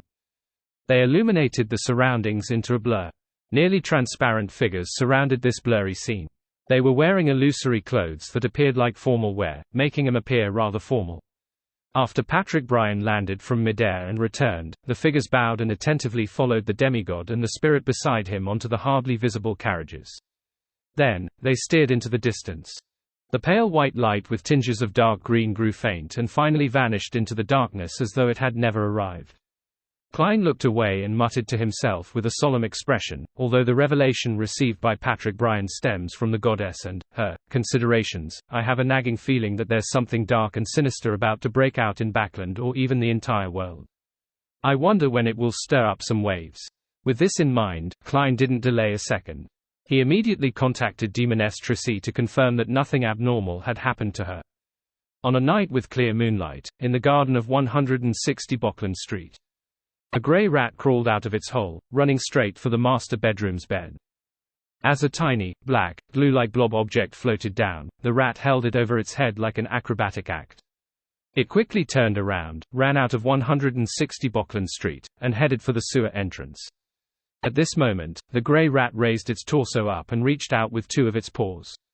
They magically extended as blobs of flesh appeared on its forelimbs. Then, using its mutated front paws, it moved the manhole cover away without causing a sound. Without stopping at all, the grey rat headed straight down the sewers, going all the way to the spot where Demoness Trissy previously hid. It kept digging in a corner until it excavated a mirror fragment from the soil. Having done that, the grey rat threw the black, sticky object over its head to the side where it was relatively clean. It then retreated to a corner, allowing its body to stretch and turn into a middle-aged man wearing a dark red coat and a triangular hat. He was none other than Admiral of Blood, who had previously been active at sea. However, this Sonor, along with his clothes and body, was just a thin layer, akin to a figurine cut from paper. This rat is quite fat. Admiral of Blood stroked his chin, but his paper figurine-like body nearly flew up as a result of the cold draft in the sewers. The person who spoke was none other than Klein. He was inside his master bedroom, turning a rat into his marionette by controlling its spirit body threads. He then made it carry the ritual materials and head down the sewers to contact Demoness Trissy. Sonor, whose arms were flailing about due to the draft, bent down and picked up the sticky blob. This was the remains of Trissy's lock of hair after she burned it with black flames. It could be used for a communication ritual. Right on the heels of that, he wiped the mirror fragment clean and smeared the material onto it. After this step, Klein made his marionette take 2 steps back from the mirror. With a smacking sound, Sonor was plastered to the mossy wall like an oil painting East Borough. In a room with thick curtains that left it almost dark. Raven black, slimy, tentacles, coiled together, forming a huge sphere. And at the end of these tentacles, there were either eyes with clear blacks and whites embedded in them, or there were venomous snake heads attached there. The latter opened their mouths slightly as they shot out their tongues in a rather strange fashion. It was quite a harrowing scene. Suddenly, they flailed up or retracted as the sphere crumbled, layer after layer. Enveloped in the middle of a sphere was a curled-up girl. She had abnormally sweet looks, but her brows were tightly furrowed. Her expression looked slightly warped due to the pain, a look that stirred up one's sense of pity. The slimy and disgusting tentacles retracted and shrank, finally turning back into their original form strands of raven black hair. The expression of the girl with soft, long hair soothed as she slowly got up and walked to the side of a tiny bed she had partitioned out. Picking up the sleeping gown that had fallen to the ground, she draped it over her. Then, she curled her black hair and came in front of the full-body mirror. Reaching out her right hand, she swiped across it. A black flame burst forth as it burned quietly in the air before being extinguished. It left behind a mirror that had turned dark and profound. In the mirror, lights drifted and rapidly presented the sewers filled with dirty slush. Thinly plastered to the wall was a middle-aged man with an old triangular hat and dark red coat. He was looking down on the girl across an unknown distance, like a famous painting. The girl with the round face and thin eyes watched in silence before laughing. As her smile bloomed, the dark room seemed to instantly brighten. She then lightly opened her mouth and said in jest, "Mr. Gairman Sparrow, is this your craziness and cruelty as the strongest adventurer? Or is it the case where I'm only acquainted with a clown?" Klein wasn't surprised that Trissy had recognized him as Gairman Sparrow. After all, he had previously met her in the image of Admiral of Blood Sonor, and this pirate admiral had long been hunted by Gairman Sparrow. Back then, Trissy was hiding in the sewers due to an injury and was focused on revenge, preventing her from being kept abreast of the news at sea. It was rather unsurprising for her to be unaware of Admiral of Blood's demise, but things were different after she finished recuperating and left the area. She would have been a terrible assassin and instigator if she hadn't investigated her partner. Clearly, Trissy's past actions indicated that, despite being evil, it didn't discount her intelligence. Klein didn't argue as he controlled the paper figurine like Sonor to smile and simply reply, "Why can't clowns be crazy and cruel?" Without waiting for Trissy's answer, he said, "Any progress on your investigations into the captain of the Royal Guards?" Trissie's expression turned slightly gloomy as she said, "It will need another month at the very least for any results. It might even take 2. If you need help, you can seek me out," Klein emphasized again. Trissie scoffed and said, "In Backland, in this game, strength isn't able to resolve every problem. Of course, I've never wasted the opportunity to use others. Mr. Gehrman Sparrow, since there's no need to hide your identity, can you give me a more convenient method of contact? Why do I feel like I'm being asked to give my cell phone number?" Klein thought about it for a moment before informing her of the incantation to summoning Miss Messenger, as well as the important ritual ingredient of 1 gold coin. Trissie didn't speak further. Reaching out her right hand, she tapped on the mirror's surface. The black flames burst before disappearing, restoring the full-body mirror to normal. In the sewers, Sonor buried the mirror fragment back into the soil and made his body shrink rapidly, turning back into a grey rat. It then ran deep into the sewers, allowing itself to be fed by carnivores. Back in 160 Bockland Street, Klein drew his curtains and returned to the reclining chair. To be frank, he regretted cooperating with Trissie. He felt that she was burdened by some will of the primordial demoness and was reckless for revenge. She was like a ticking bomb that might explode at any moment. If Trissie were to mutate, it's highly possible that she would create a terrifying disaster. I shouldn't have spared her back then. Klein sighed and began setting up a ritual. He sent the black blob above the grey fog and attempted to divination Trissie's present location and recent condition. 20 to 30 seconds later, he was met with failure. This only worried him more because such an outcome implied that Trissie had become a blessed of the primordial demoness to a certain extent. The next afternoon, Klein, who had had breakfast, began instructing butler Walter and the newly appointed butler assistant, Richardson, to deliver the gifts he had brought from the southern continent. This filled an entire luggage bag, of which included Fermo coffee beans, East Balham tobacco, River Valley's grape wine, and human bone sculptures. They were to be gifted to the different neighbors around the neighborhood as a sign of goodwill from Dwayne Dantes. It was also to announce his return to the social scene. Oh yes, remember to mention to Member of Parliament Macht or his wife that this bottle of River Valley grape wine is suitable for making cocktails. It's best matched with lemon juice, Klein exhorted Walter. Particular care was needed in gifting others. It had to take into account the receiver's preferences, and obviously, the most popular product of the southern continent at present, Donningsman Hair Tonic, wasn't suitable as a gift, as it would only appear to be a veiled attempt at ridicule. Walter solemnly nodded and said, "Yes, sir." After receiving no more instructions from his employer, Richardson glanced at the remaining pile of gifts and asked, "Where will they be sent to?" "This is for the staff of the Bursary Foundation. I'll deliver it myself," Klein said with a smile. He then pointed at the golden amulet in his hand and said, "I missed the birth of Dr. Aaron's child, so I'll need to express my apologies in person. Hey, I'll head over in the afternoon and plan on gifting this amulet with southern continent characteristics to that child. Of course, as a baby, Will Orsept and Ceres probably won't like it. Compared to this, I'll just call him, he would rather have ice cream." Klein grumbled inwardly after answering Richardson. After the butler and Richardson left, bringing gifts and male servants to the different neighbors, Klein got into his carriage and headed straight for the Loan Charity Bursary Foundation at 22 Phelps Street.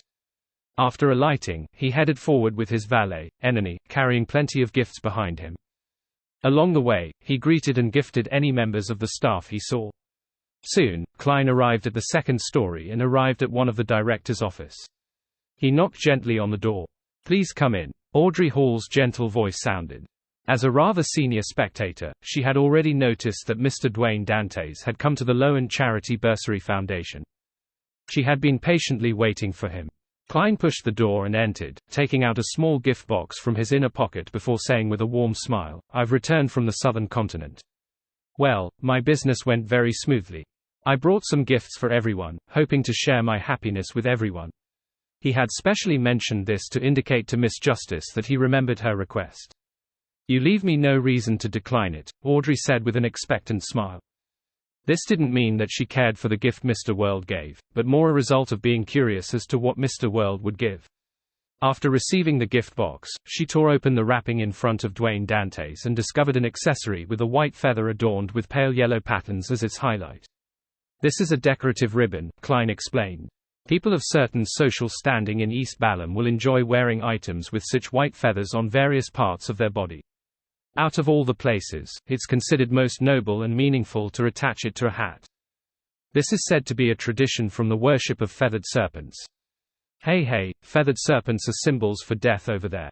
And the feather he got a southern continent craftsman to craft into the hat was a byproduct of the artificial death project. It could be sacrificed. Klein had once obtained 3 of them. He had used one in Biome by using the copper whistle messenger and summoning the mutated monster which was corrupted by artificial death. The other was sacrificed to artificial death in the southern continent, allowing him to receive the revelation of In Sangwil being possessed by an evil spirit. This was the last feather. As the present artificial death was equivalent to the Evernite goddess to a certain extent, Klein, who was clearly a blessed, didn't need to carry out such acts in subsequent rituals. He could use other materials to replace the feather, so he decided to turn the remaining one into a gift for Miss Justice. After all, she was also a believer of Evernite, and she might be able to contact artificial death at some critical moment. Audrey held her present with a smile as she silently listened to Dwayne Dantes' description. For some baffling reason, an idea flashed in her mind. Don't tell me Mr. World really plucked a feathered serpent's feather for this hat. The traditions in the southern continent are really different from ours. Audrey looked down at the feathered cap in the gift box as she marveled, but it's in line with my taste. The latter half of her sentence was partially genuine and partially out of politeness. On the one hand, she found the processed feather akin to a piece of artwork, and on the other hand, she found its style too obvious and extreme. It wasn't something she would use as an accessory. This was akin to how others would have their interest piqued by items with unique and mysterious patterns when visiting ancient ruins. They would be filled with praise over it, but they would seldom purchase similar items to place it at home or use it as an accessory. Klein smiled in response. There are also many stark differences amongst the southern continent traditions. It's almost completely different in East Balam from the highlands and river valley. Of course, they also have their similarities such as their adoration of gold. They believe that this metal possesses magical powers. As he said that, he pointed at the feather in Audrey's hand. Legend has it that people who wear such accessories would receive the blessings of the feathered serpent, or in other words, death. He was hinting to Audrey about how she could use the feather. As a sequence 6 of the spectator pathway, Audrey easily read in between the lines.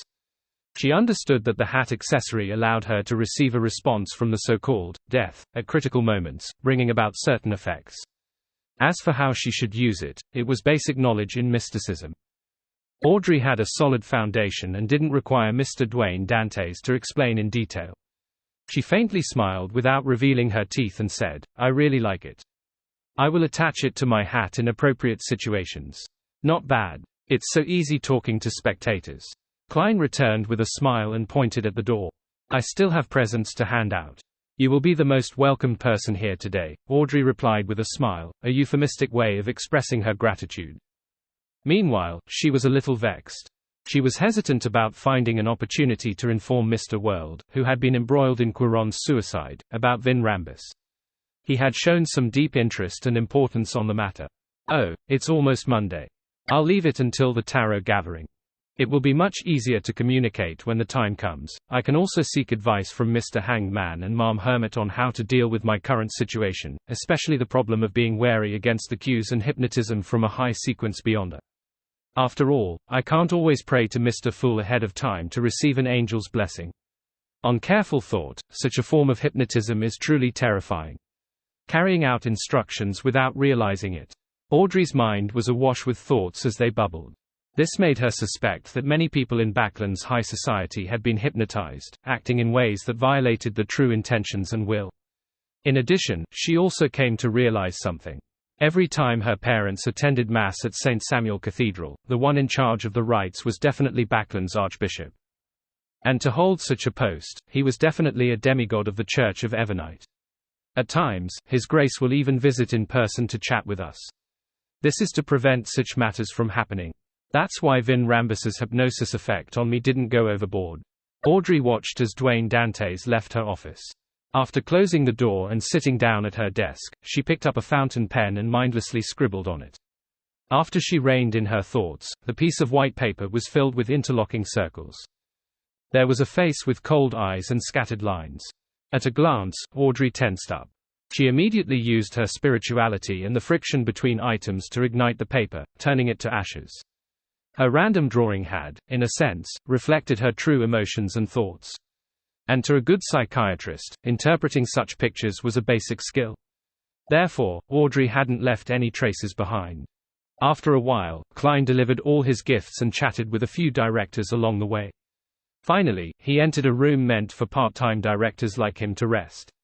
He found a pen and paper, sat on the sofa, and began writing after some thought. Dear Mr. Azik, while in the southern continent, Klein had written about Adam's obtaining of 008, his successful revenge on Int Sangwil with the help of Leonard and Daly.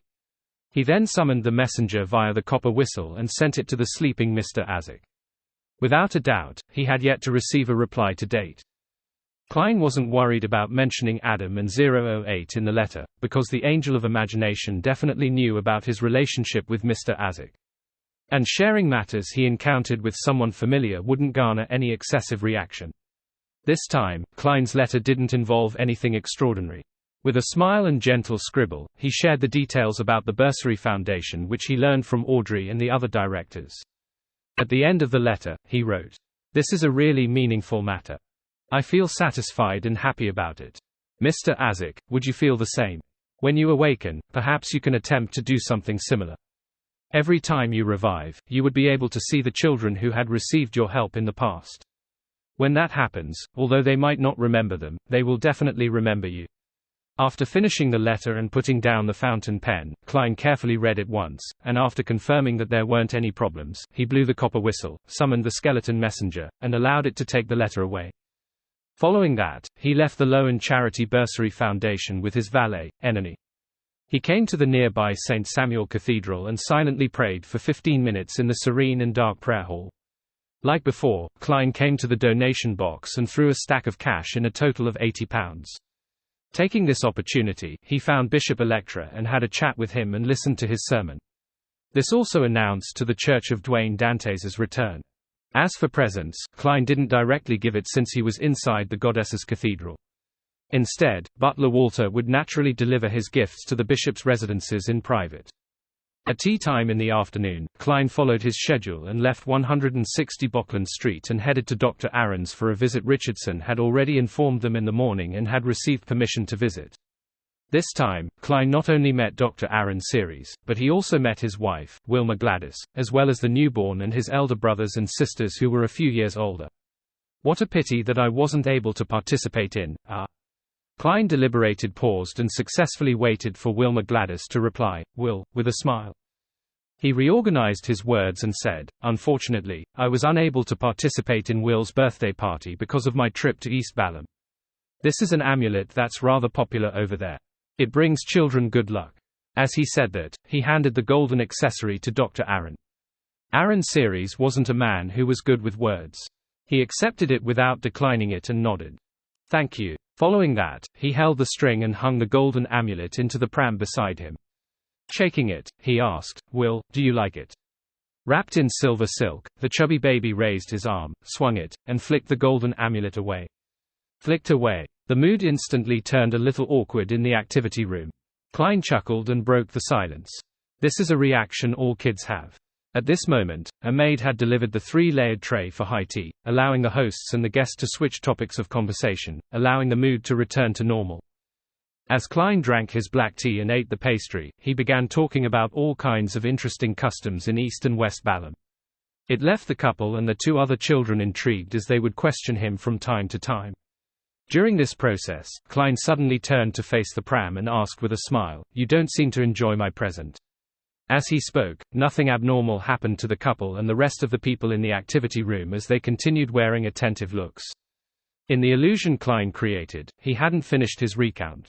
Will Orsepton, who had fleshy arms, scoffed as he said with a childlike voice, "What's the point in having such gifts? You might as well give me Gwada. At the very least, that can be drunk." Klein smiled as he shook his head and said, "I have some news for you. Ouroboros was injured by a particular person and will likely not be able to continue seeking you out for the time being." He didn't dare mention Adam's name or title. He didn't even think about it, afraid that the leader of the Twilight Hermit Order would notice it, thus, discovering Snake of Fate Will Orsepton's location. As for a description like Eamon's brother, Klein had temporarily avoided using it. He had no idea if Eamon was still in Backland and if the frequent mention of the Angel of Time's name would result in a crossing of fate. However, Klein believed that the Snake of Fate was likely to guess who had injured the Angel of Fate. This was because the only ones who remained active in the real world and were of a higher level than Ouroboros were limited to Eamon and Adam. He had used the words, particular person, to eliminate the possibility of the assumption of the besieging of several angels or the use of Grade O sealed artifacts. Will Orsepton fell silent for a moment and said, I did tell you that the deviation in your fate is a good thing in the long term. After exchanging information, Klein was about to dispel the illusion when he suddenly heard Will Orsepton quip, oh, I suddenly have a craving for guada, especially if it's iced. Such beverages aren't good for a baby. Klein wore a serious look as he dispelled the illusion, reaching out his hand to receive the cup of ice cream a maid had delivered. Then, under Aaron's and Wilma's watch, he scooped some ice cream with the silver spoon and teased the baby with a smile. Will, do you want some? Do you want some? Mom Wilma immediately chuckled. Will doesn't enjoy that. Just as she said that, Klein stuffed the spoon of ice cream into his mouth. Wah! The baby in the pram immediately let out a loud cry. After some placating, Aaron Ceres and Wilma Gladys finally managed to calm down the baby. Phew! The thin and tall Aaron heaved a sigh of relief and got up. Nudging his gold-rimmed glasses, he nodded at his guest with an apologetic look. After organizing his words for a few seconds, he said, sorry about that. Children are often like this. Indeed. Klein smiled in reply, indicating that he didn't mind it one bit. Following that, he changed the topic of conversation and continued sharing his experiences in East and West Batham. During this process, he made use of his Beyonder powers once more, making everyone in the activity room fall under the effects of an illusion.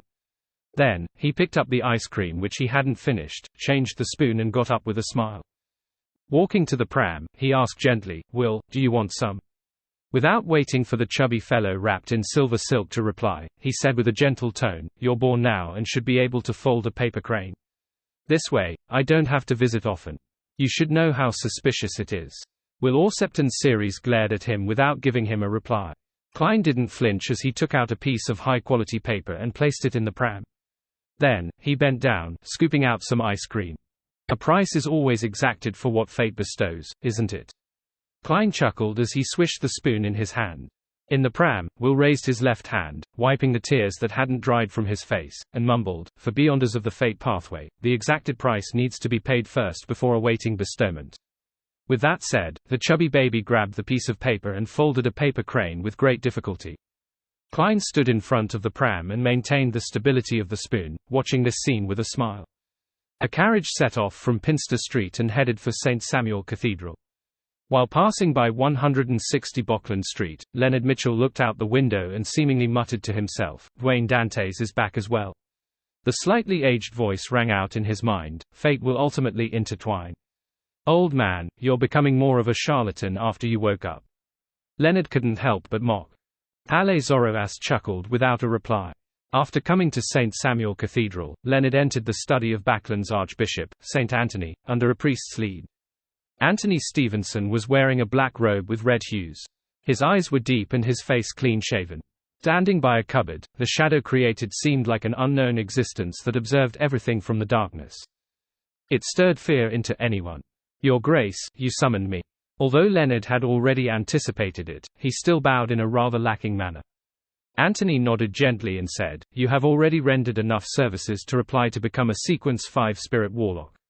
However, you haven't finished digesting the Soul Assura potion, therefore, I'll be extracting you out of SOES's team and assigning you some separate missions. Leonard replied, as per protocol, I am at your command. Anthony picked up a stack of papers on his desk and said, these are cases with suspected paranormal activity.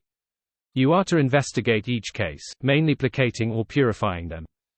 If you require additional assistance, you can select members from the Nighthawks team of each area of jurisdiction. Yes, Your Grace. Leonard would have done similar tasks even if St. Anthony hadn't instructed him to do so. Therefore, he had zero objections towards such an assignment.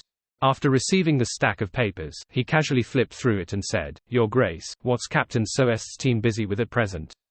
He had been focused on revenge over the past half-year, making himself appear desultory and insular.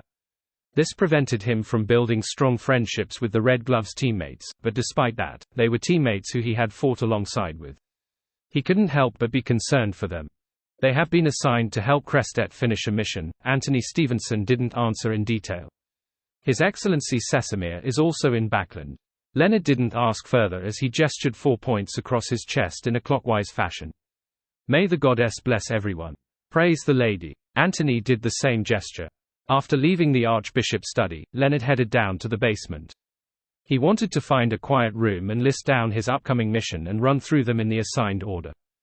Midway while walking down the stairs, he subconsciously looked at the stained windows above him. The sunlight was shining in, making the artwork made from the stained windows look even more solemn. It also accentuated the tiny bugs and dust that floated in midair. Upon seeing this scene, Leonard suddenly recalled Old Man's description of Aemon. He had the inexplicable feeling that the blasphemer was everywhere. He trembled inwardly as a thought came to him. He quickly asked with a suppressed voice, "Old man, I have a question." "What is it?" Palais Zoroast asked slowly. Leonard asked with a suppressed voice, "Back then, why didn't you parasitize a bug? They're smaller and more concealed. You can easily hide in cathedrals without being worried that Aemon would discover you. How long can a bug live? Continuously switching parasitic targets is extremely burdensome on the body. This way, not only will recovery not be possible by parasitizing it, but it will even worsen one's condition and shorten one's lifespan," Palais Zoroast harumphed and said. Leonard was somewhat enlightened as he pressed, "What about other creatures? Those that live relatively longer lives and can enter a cathedral without being noticed?" Palais Zoroast immediately chortled before saying, "From the looks of it, you haven't kept what I've said to heart. This will only serve to make you suffer in the future.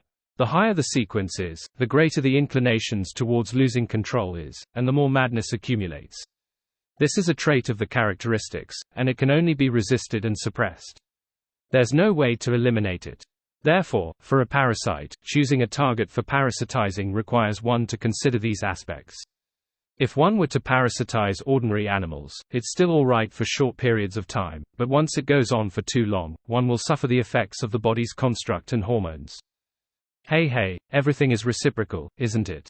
A parasite can influence the target, but so can the target influence a parasite.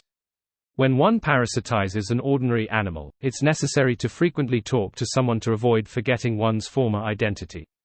This way, the chances of exposure is extremely high, and if one doesn't do that, the host will definitely influence the parasite, causing them to lose the ability to speak. It will muddle one's own existence until one doesn't know he is. It would then result in madness and with the loss of control crushing the parasite."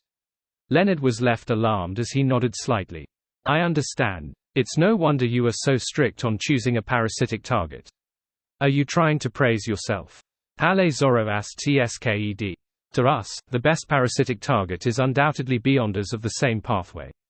All aspects will be synchronized, and by nurturing them one sequence at a time, they can be made as replenishments for one's beyonder powers. It would be the best medicine and a potential option for taking over the body." Upon hearing Old Man speak of such vile and terrifying matters so calmly, Leonard frowned slightly as he secretly heaved a sigh of relief. This meant that Old Man wouldn't do the same to him. Palais Zoroast continued, "The second best choice would be beyonders from the seer or apprentice pathways. The absorption of their powers wouldn't incur too much a burden on the parasite, allowing them to quickly recover. The next choice would then be smart beyonders of other pathways. At the very least, communication would be good and cooperation would be possible. As for you, Leonard was just about to retort Old Man when he suddenly saw a bishop walking down from above. He hurriedly shut his mouth, held onto the railings, and sped up his pace. 7:30 in the evening, 39 Bockland Street, Member of Parliament Max House. Dressed in a tailcoat, Klein got off a carriage as he buttoned his clothes. Under the lit fountain's illumination, he entered the foyer and met Maury Macht, who was dressed in an olive-green military uniform with an orange-red sash across his waist. His chest was covered with medals, accolades of his achievements in war. His wife, Rihanna, was wearing a shoulder-exposing dress. She greeted Dwayne Dantes with a smile, "Welcome, our traveler. Everyone has been waiting for you to share your experiences at Balam this time. Should I launch a travel column at a newspaper company?" Klein replied with a joke. Mac knew that Dwayne Dantes had headed for Southern Continent to do business. Furthermore, it was a business he kickstarted.